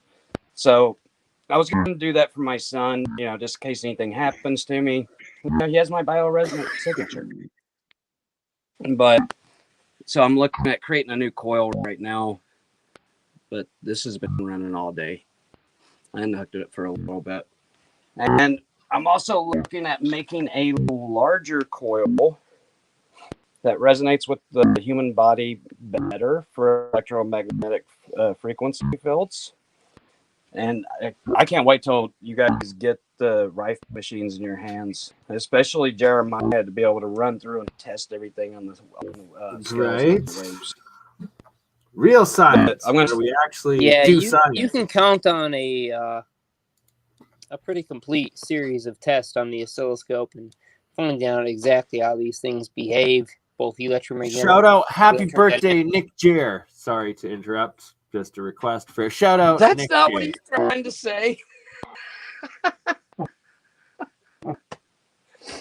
Oh my God. Okay, anyway, you guys, we're doing 50% off because the workers in the shop really pushed, and they're like, hey, give this stuff away kind of thing. So we're running discounts. You guys can use the code BurnEye, 50% off. In fact, Emily, she bought one just the other day, and she used the code for Zertox. It was really good. But I'm hoping to be able to bring this stuff to fruition soon. Jeremy, I'll send you one of those too so you can have my bioresonant signature. Or Jeremiah, if you want me to stick something on the scope and tell you all of its various resonant modes, I will be glad to do so. Yeah, I have to get a larger scope. That one right there, that's very functional for me because it's also a function generator. So I get to run a lot of stuff through the function generator. Yeah, I would highly recommend that you actually get yourself a dedicated high frequency scope. The one that I'm using goes up to 500 meg, and I will in a fairly short order here be acquiring a 7 gigahertz capable oscilloscope and function gen. So that scope is not going to be a high resolution scope by any means compared to the one that I'm using right now, which is 5 gigasamples per second. It's not going to be comparative, but it will give me the data that I need, and it should be capable of doing the Lorentz drive and showing that Lorentz transform through electrodynamics can produce a unidirectional force that is considered to be in violation of fundamental conservation of momentum, even though it is technically not. So you're breaking stuff, pretty much. You're breaking other people's beliefs. I love it. It's just beliefs because it's actually right there in the equations. It's just they don't know their own equations that they view religiously and dogmatically. The equations themselves have all the fundamentals necessary to break the dogmatic and systematic disposition of conservation of momentum and conservation of energy. It's just that they don't understand this thing called gauge factor, which is where we take any particular properties of the vacuum itself and say that we always have a zero gauge, or that the symmetry of the universe is continuously uniform in all directions on all three axes, no matter where you go. And this is clearly a major error in intellectual prowess. We know that space-time, if you want to call it that, is a three-dimensional and non-commutative phenomena, and you have three different axes of time and space. They are not symmetrical and they are not uniform. You go along one axis and follow that path, go back along the exact same path that you took with the photon, and its speed may not actually be the same on its return. But this is, I mean, even Veritasium tried to cover this, and he's a huge channel, you know, millions and millions of viewers, right? We don't know the one directional speed of light. Why? Well, Why I can we not? like the fact that you bring up the three dimensions of time, because I have a good theory, not really based on any hard evidence, but if I can make electrostatic run in counter directions at the same time, and we're creating that third field in the middle, then that's going to access all three dimensions and be able to step outside of time. So if that's like some kind of different shift in reality, if that's some kind of just parallel or whatever it may be, I believe that you just have to be able to make it run fast enough to where time cannot keep up. Well, instead of posing the question and leaving no answer, I will answer that question. The answer to the question is called gradients. A gradient can produce a non-symmetry or symmetry breaking dynamic polarization of the vacuum, wherein the permeativity, that's the electric field potential of any given point in spacetime, if you were to pick one arbitrarily and then pick a second one, you can measure the difference between the electric field potential from point A versus point B. And if you measure a difference, we call that a gradient if it's coming out from a point source. This designates that any particular charged particle, such as an electron, from the valence shell of an atom that produces a photon that we know is a transverse wave oscillation emitting signature, does not follow the symmetrical rules of distribution. So if it travels in one direction, that photon may travel faster outwards from its point of origin than it can travel back towards its point of origin should it be reflected with 100% efficiency. But what if you're running counter directional and you're running two?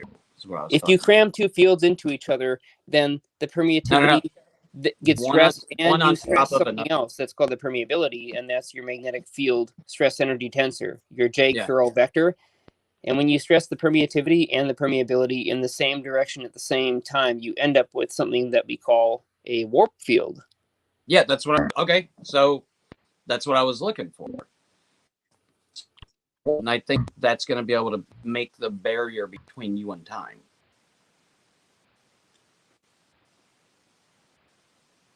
And it is.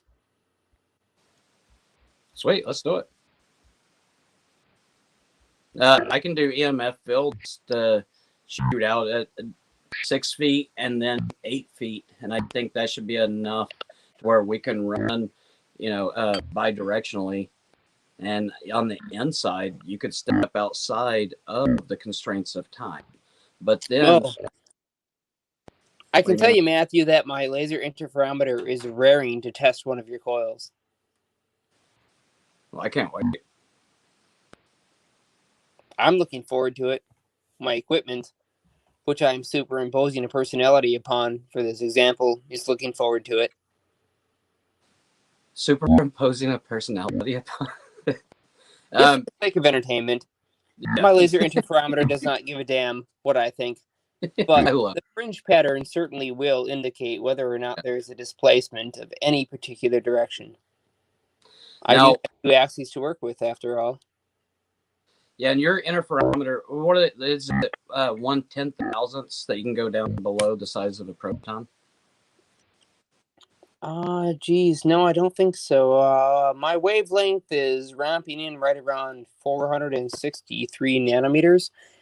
And so the obvious fringe pattern that's visible to the naked eye, if we watch one fringe move from the position A to the position B, being one diameter of a single fringe from the dark spot to the equivalent dark spot in the next fringe shift, then we're talking 463 nanometers, which is the wavelength of my laser diode.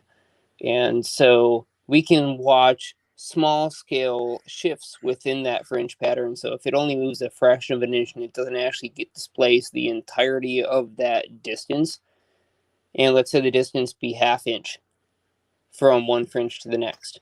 Mm-hmm. If one fringe from the right side moves to the left one entirety of a half inch, then we know that we have shifted the distance the beam has traveled by 463 nanometers, because that's the distance of the fringe.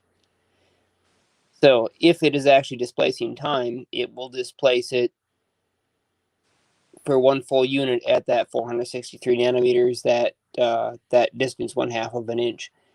But it doesn't have to move that entire distance. It could just shift slightly. It only needs to shift slightly. I've got a little solar panel detector that I can stick on there, and if that solar panel blips or sings, I've got a speaker connected to the solar output. It's being ramped up through an LM358 audio amplifier IC.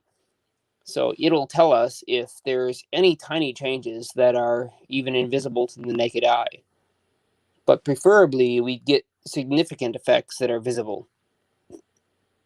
One way or the other, we'll be able to tell.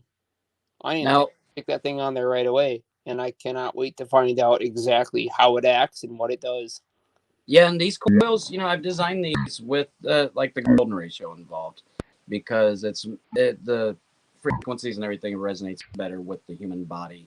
Now, there was a lot of talk before about, sine wave versus square wave, and square wave works better, and you got to use plasma because the EMFs will then travel throughout muscle. But the way that I've designed these are for for flesh. And so it'll work really well with that. But what I want to see you do is actually, whenever I send these to you on the basis, let me get the one that's unhooked. Oh, no, that one's still hooked up. I can show you. Right down here in the magnetosphere, I want you to drill that out. And I want you to run your spectrometer through that and see if you can tune a function generator to be able to match the resonance of your spectrometer, and see if you can capture it a little bit. Like, see if you can slow it down. Yeah, I'd be glad to actually bore that out and take a look at what it does to the laser beam. Because I can tell you this, if that thing displaces the beam path in its transit time from A to B back to A, and that A, in this case, I'm referring to the beam splitter. It has to go from the beam splitter to a reflecting mirror, bounce off of that, and head back down the exact same path to the beam splitter. If the amount of time that it takes to get from the beam splitter to the mirror and back to the beam splitter changes at all as a result of whatever your coil is doing, you've effectively phase shifted the beam. You have effectively delayed the amount of time that it takes, or sped up the phase of that beam. And so in either case, I do not care which, you've effectively shown a warp field. If you've got a warp field, you've got propulsion, which is really my main goal. And when you can do that, that means you can penetrate any matter, because matter is subjugated to the warp field. And even if it does nothing at all, but there's just the smallest fluctuation like what you're talking about, it's a beginning method. Even a tiny fluctuation would still be pretty exciting. And this is what I found out with the solar panel. If you're pulsing, there will be little fluctuations that are invisible to the naked eye, but the beam path will fluctuate enough to the point where the panel will pick it up, and you'll hear it buzz. And that'll so be if I pulse it at amazing 7.83 hertz, for example, say a commonly accepted Schumann frequency, we'll be able to hear the speaker sing at 7.83 hertz, even though we may not actually see the beam move. And we know that it's working because the panel itself cannot pick up any EM frequencies due to the fact that I have active filtering on it. But it may pick up the small photonic fluctuations that are far too fast for the eye to see. See, I think the barrier wire is going to have a lot to play into this too, because after you fix the amp situation and you can run all 320 amps, then it's really going to power up. But the barrier wire keeps the heat centralized and it keeps it away from the stanchions.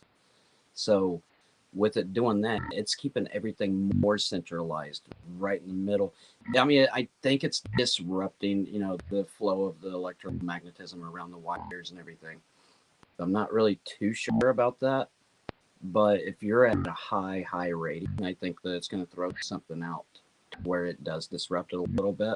And I think that disruption may play into it for like a good setup to be able to make your spectrometer, to make your beam just move just the tiniest bit.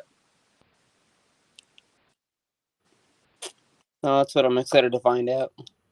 I'm loving this Rosicrucian PDF one that you sent me, Matt. The Rosicrucian manual. It's pretty decent.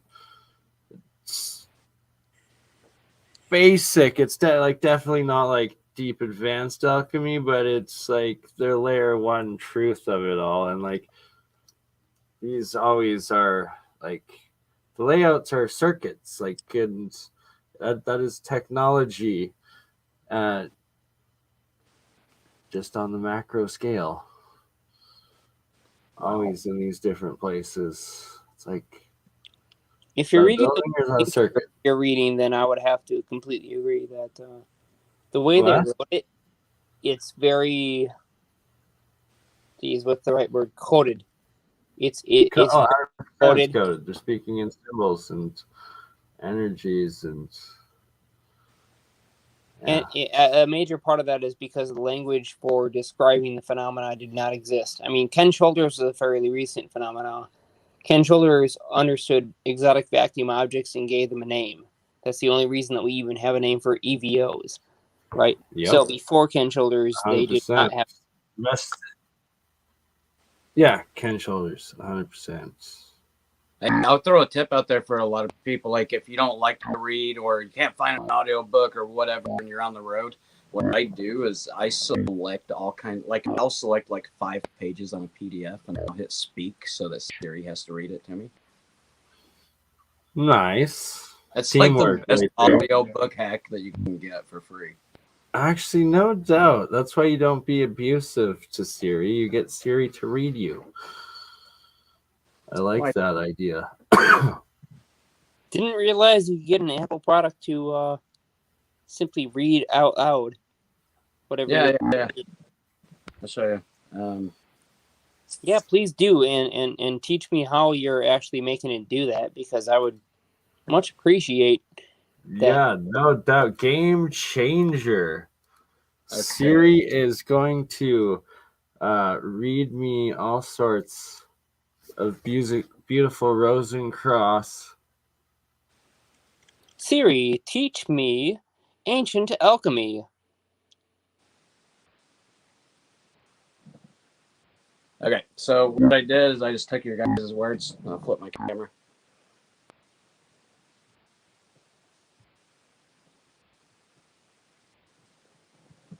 Okay, so you have to turn this on. It's the speech function. Well, let me select it off screen because I can't do anything. Well, it's a lot better than, hey, Google, transmit my data to the NSA. So they do that automatically out the back door. If you select it, did it again.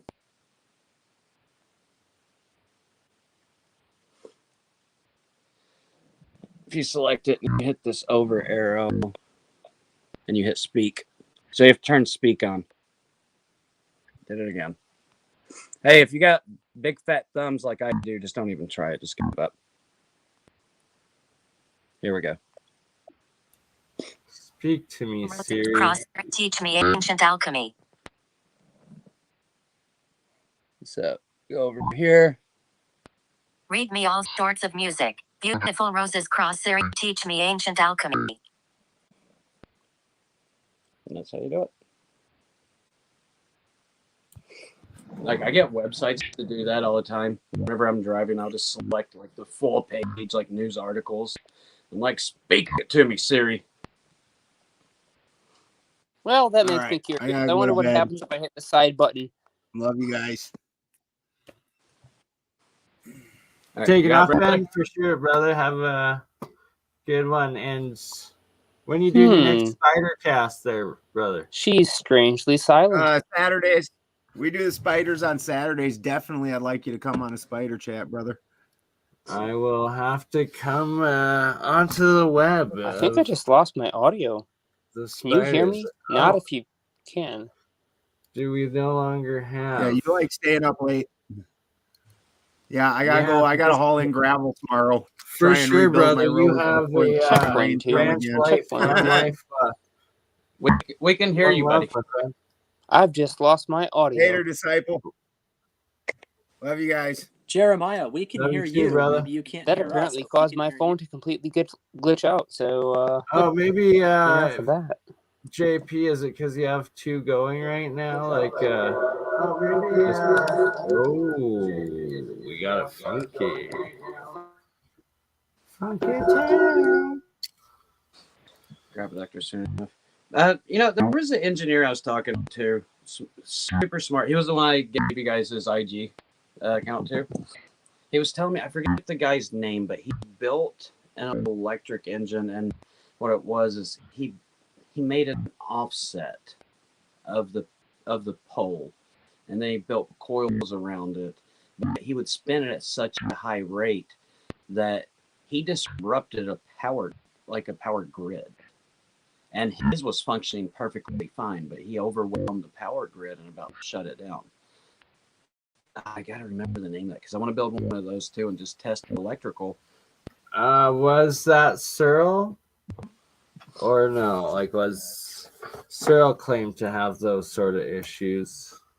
This guy's gone now. He put up a YouTube video about 10 years ago, and he was an older gentleman at the time. It was just in his shop. Let's see. I like this alchemy stuff though. I'm gonna have to dig more into it. I apologize to everybody who had to listen to that insane freaking echo feedback. Yeah, man, you had like a freaking ghost demon portal thing going on there. Wait, was that just on my end? I don't know. Anywho, now we have some alchemy to look at. What is alchemy? It is ancient technology. It is electrochemistry. I've always looked at alchemy as something else. I've never thought of it as, I mean, it is chemistry, but not necessarily technology. So I'm glad you pointed that out. It's a higher technology too. That's the crazy part. The geometry of the universe and energy. If you get old chemistry books, they talk about alchemy being where chemistry came from. And then at a point, they decided they didn't like the alchemists, so they made a clean break from it and pretended it didn't exist. And I think that's when alchemy really lost the public eye. Yeah, oh yeah, they like made it. They turned it into the disgrace. You like, how can you be an alchemist? Are you stupid? It's chemistry, bro. No such thing as alchemy. One thing though, actually, when doing electrolysis and like these monoatomics, the ormus, GANs, whatever you want to call it. Lead is actually dead. You fuck with lead and turn it into this stuff, you will die. Like, I tried it once, just putting like a little tiny lead wire on the anode, and normally it's like I'd pass out like I'd sleep on the couch on one side. It would be going off on the other side of this 2-car garage right by like the garage. So like there's good ventilation and stuff. Wasn't never an issue. But the one night I turned the LED on, and my dog at the time, my original Tito, he was about 6 months into having this massive nose tumor. He ended up living for like another 3 years with it after I like had him on the colloidal waters. But at this one night, damn near killed him. It was like the closest I ever saw him to death on the next 2 years out of him. And I also on that couch, like it felt so heavy. It just sucked all life and energy out of you and like down into nothing. And it's like, when I woke up, it took me like an hour and a half just to like muster, like crawling to the door to open it and like get out and like see the sun and air. And then I like passed out in the backyard, like laying in the sun literally all day before I could get up again, as did the dog. And threw that stuff out, never effed with it again. Lead is dead. So I could only imagine all of these poor bastards trying to turn lead into gold if they were doing this electrolysis stuff, and like probably would poison yourselves to death within a day or two, no doubt. It's lead is dead. Diatomic, the oxidized, you will die. Not something to F around with. Man, with that speech, it sounds like you could win the next president of the United States one. Yeah, where it's easiest to convert a very heavy element into another slightly lighter or slightly heavier element, you've got to have, in the fundamentals of alchemy, I know I've complained to you, Bernie, about this same thing, but this fundamental idea that you have to exchange something of equivalent value or mass in order to create the element that you want. If you're starting out with some element that has, say, 102 protons, that'd be a radioactive element, 102 neutrons to balance it out, you've got to start out with something that has, say, 96 and 6 96 protons, neutrons, and 6 protons and neutrons. If you want to create that brand new element, you've got to input the correct kind of matter and be prepared to transmute those two things into one. So this idea that you're going to exchange equivalent mass and equivalent energy for your output element is something that I don't really hear talked about all too much anymore. But we see it happen all the time when exotic vacuum objects would so be... So that right there, that aspect, JP, I gotta like go through a bunch of Keshe lectures, and like the issue is it's like they're like 4 or 5 hours long. 3 hours are like his emotional well, not to be critical, Bernie, but I'm going to criticize that because I'm going to say this flat out. It's not that fucking complicated. No. This part is because he's like a second generation nuclear physicist, grew up in like the nuclear labs. It doesn't need to be that complicated. We're really talking about proton neutron counts. If you can count, like the math is like the mathematic parts of it. It's like he's very like key and precise on those always, and it's like it needs to be exacting, but it's not complicated mathematically. You just need to be able to count in basic addition and subtraction. This is not a complicated algebra. You have to have equivalent energy if you want to get the constituent element output of your constituent element inputs. It's really not that difficult. We just need the necessary energy in order to get the electron valence shell stripped off so that our protons can collide with each other and start to combine. And the only way that we can do that is by modifying the refractive index so that the protons don't experience the repulsive Coulomb force. If they do not experience a repulsive Coulomb repulsion, then we're going to be able to combine them into a single constituent element. There's no need for it to be overly complicated. Indeed. I mean, this was done with dung, rubber, cork, tar, and glass vessels back in the day. Good old dummy. They did this stuff with very crude equipment. They did this stuff with utterly poor scientific knowledge. And if it was possible to do with such crude equipment and poor scientific knowledge and poor experience, then we know that if we're really struggling to do the same thing today, we're fighting ourselves because we've confused ourselves with overly complicated academic prowess, and we've no longer grasped the fundamentals. Hey, Bernie, can you go back to the page where they had hand notes? Like, do you have knowledge on that to kind of go over some of the symbolism a lot? Because I'm seeing a lot that correlates with a lot of different things that I do, especially it's electromagnetic. Like, okay. Oh, sorry. Go to that bottom right. A little bit more. Here.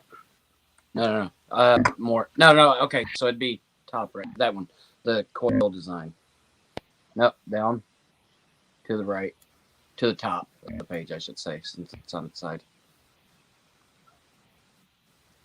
I see our 8-pointed, our 5-pointed, our 4-pointed, right here. our 6-pointed. The first one. That one on the right side, bottom. Yep. So that's a 12-point coil. And then... Yeah. Yes, it is. You got a 7-sided... You got 1, 4. So they're only running... They're running every second and then every fourth on the post. You see what I'm saying, Jeremiah? Yeah, scroll down just a little bit, Bernie. Let me get a better screen cap of that. Scroll down about 20 copper. pixels. This is iron. This is electrical. This is magnetic.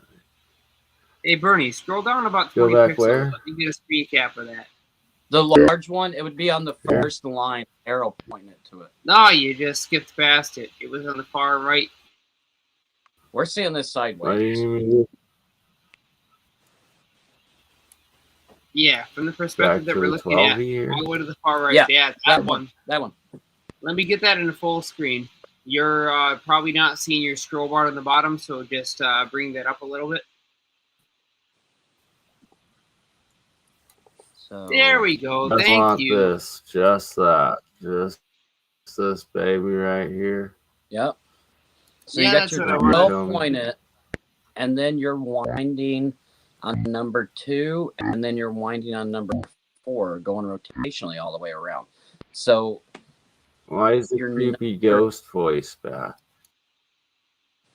It's probably me.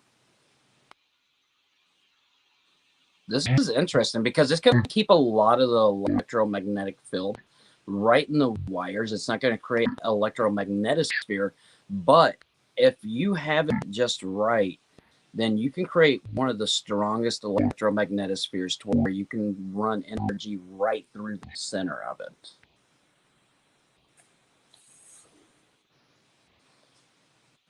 Can you read the text? Counter space bought the toroid, and the 12 breaks into the 3, 6, 9 going within it. Oh, it's all stable structure. Mathematics there. So, Jeremiah, take your math and look at that, and you go from a stanchion to the inside of the wire, and that's exactly twice the diameter of the center.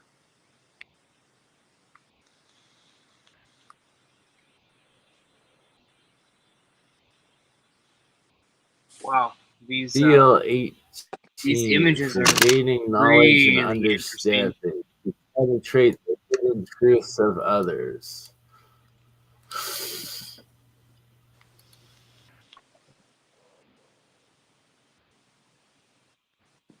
Well, this really makes me want to do is build things. That's what I'm doing tonight. Seal 14 brings the protection of the divine against evil. We need that. Yes, we do. So, what is there Seal in the 10, text about a an 7 important pointed? seal for resistance. Hey, Bernie, I have a feeling that I'm not the only person looking at this that would love to have a link to whatever you're looking at. Can you post that in the live chat? Hey, this is called Wizarding 101 Adept Alchemy Lessons. You're free to reproduce it. And Yeah, would you mind posting that for everybody that is interested, including myself, to read that in the live chat? You can get a copy. We got a lot of I very good much stuff in here. like the You want implications all of this coil stuff? systems that are Get being in on my shown. Pinterest.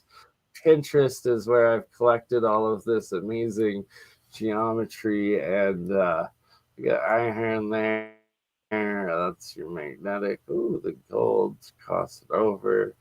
4 connects. All of your salts. Hopefully, I'm not the So only the crazy reaction individual looking to get my hands on that information.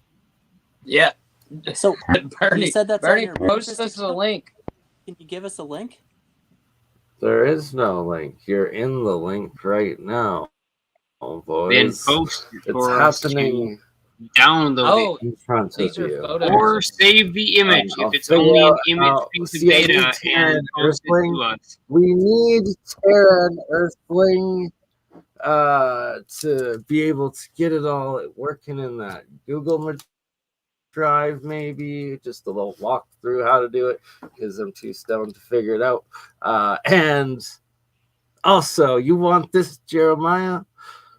I need that Hutchinson. I want the coil layouts. Jeremiah, let's hack his computer and just take off. The last page you were on, Bernie. Oh, That's what I dear, want. look at these threats now. Oh, God. Everybody, you've I'm heard not it here too interested in the live. symbolism, but I like the fact that you had a layout of various Life, coil Terra, structures because I death. can This is stack those. electrical on-off switch and the full energy going through. Look at that. Your star and your like. Woo! I designed there we one go. of these, Are we not ready? even knowing what it was, that intended you to show me.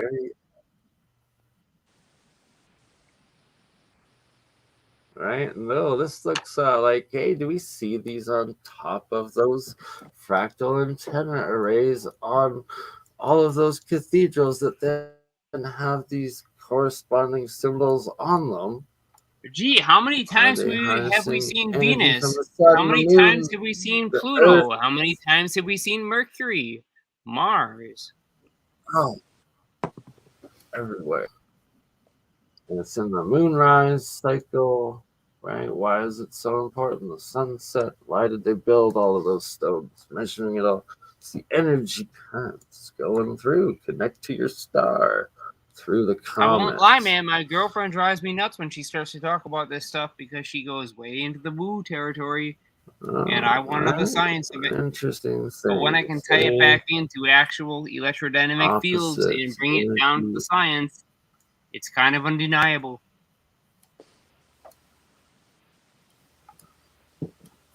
Interesting stuff. Juno Vesta Ceres Pallas Chiron. The asteroid I do need to goddesses. link those to that coil picture that you were showing off. I do need the Hutchinson zoom. Hey, I sent that to you. We'll both get them soon. In the meantime, anyone wants this, I got it all, and it's all saved on my Pinterest. Yeah, it's. Can you give us a link to your Pinterest account? Can Can you give us a link to your Pinterest account? No, I've been up for 2 goddamn days. This is my 4th stream. I need to go to sleep. Fuck y'all, we're going as we go. Do it, or we will all have to tomorrow. hunt you I'll send down. it to you then. Don't make me grab my Good luck with flipper. that. I'll be passed Yeah, out don't on make the us hunt you camera. down, Stream's BurnEye. still Come on. going. You'll be watching the dog. I'm not going anywhere. I'm just gonna pass out on the couch on camera. And We're just asking for a link, buddy. We're just Jail asking Pond. for a link to what you were just showing on 1996. screen What is less this? than 8 minutes ago. Motion. Come on. Hey, what's your Pinterest name? And I'll Sound post it into the chat. Luminescence radius points. These are your sort of words, Jeremiah. What is this thing? Symmetrically placed points of light where radiant etheric rays intersect with sound waves. Oh man, I Jail know Pond. somebody who could answer that question for us both, and his name is Andy. I mean, do you maybe want this sort of wiring set up on one of them freaking Alexa devices? I'm going to be honest. Some of these This sound particular wave technology is a etherical little bit motion. beyond me. I'm still figuring it out to this day. Andy understands it, and as a look at mentor, he these is still circuits, teaching baby. me. But Yeah, I have this is not grasped nothing to the look full here, not context just of how this to yet. wire your freaking spaceship. Just how you should be wiring your spaceship or whatever the fuck this shit is. BurnEye, how much do you need to go to sleep, bro? Big time he does. This poor lad, we've been keeping him up. Look at this stuff, man. That's electromagnetics. A real info warrior, the good Petri dish BurnEye within a is. Petri dish. Yeah, BurnEye, you need to go to sleep.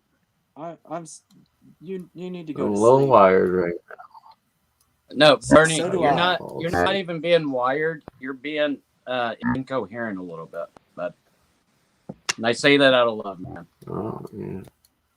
Yeah, Always. I'll agree with that, man. Well, not always. Always went on day 2. That is the truth. Yes. What We time love is you, it? buddy. It's 1 a.m. But we I'll also go care till about 2. your mental It's integrity, and 3, that's where I that think we energy can all agree current that you need a goes bit of through. sleep. I certainly do. I know you do too. Yeah, I do too. But if you're listening, Why don't we take a hiatus, get some sleep, and hit this back another day? I'm down for that. I agree. Sounds good, boy. All right. BurnEye, don't think that we're leaving you high and dry, buddy. We just care about you. And,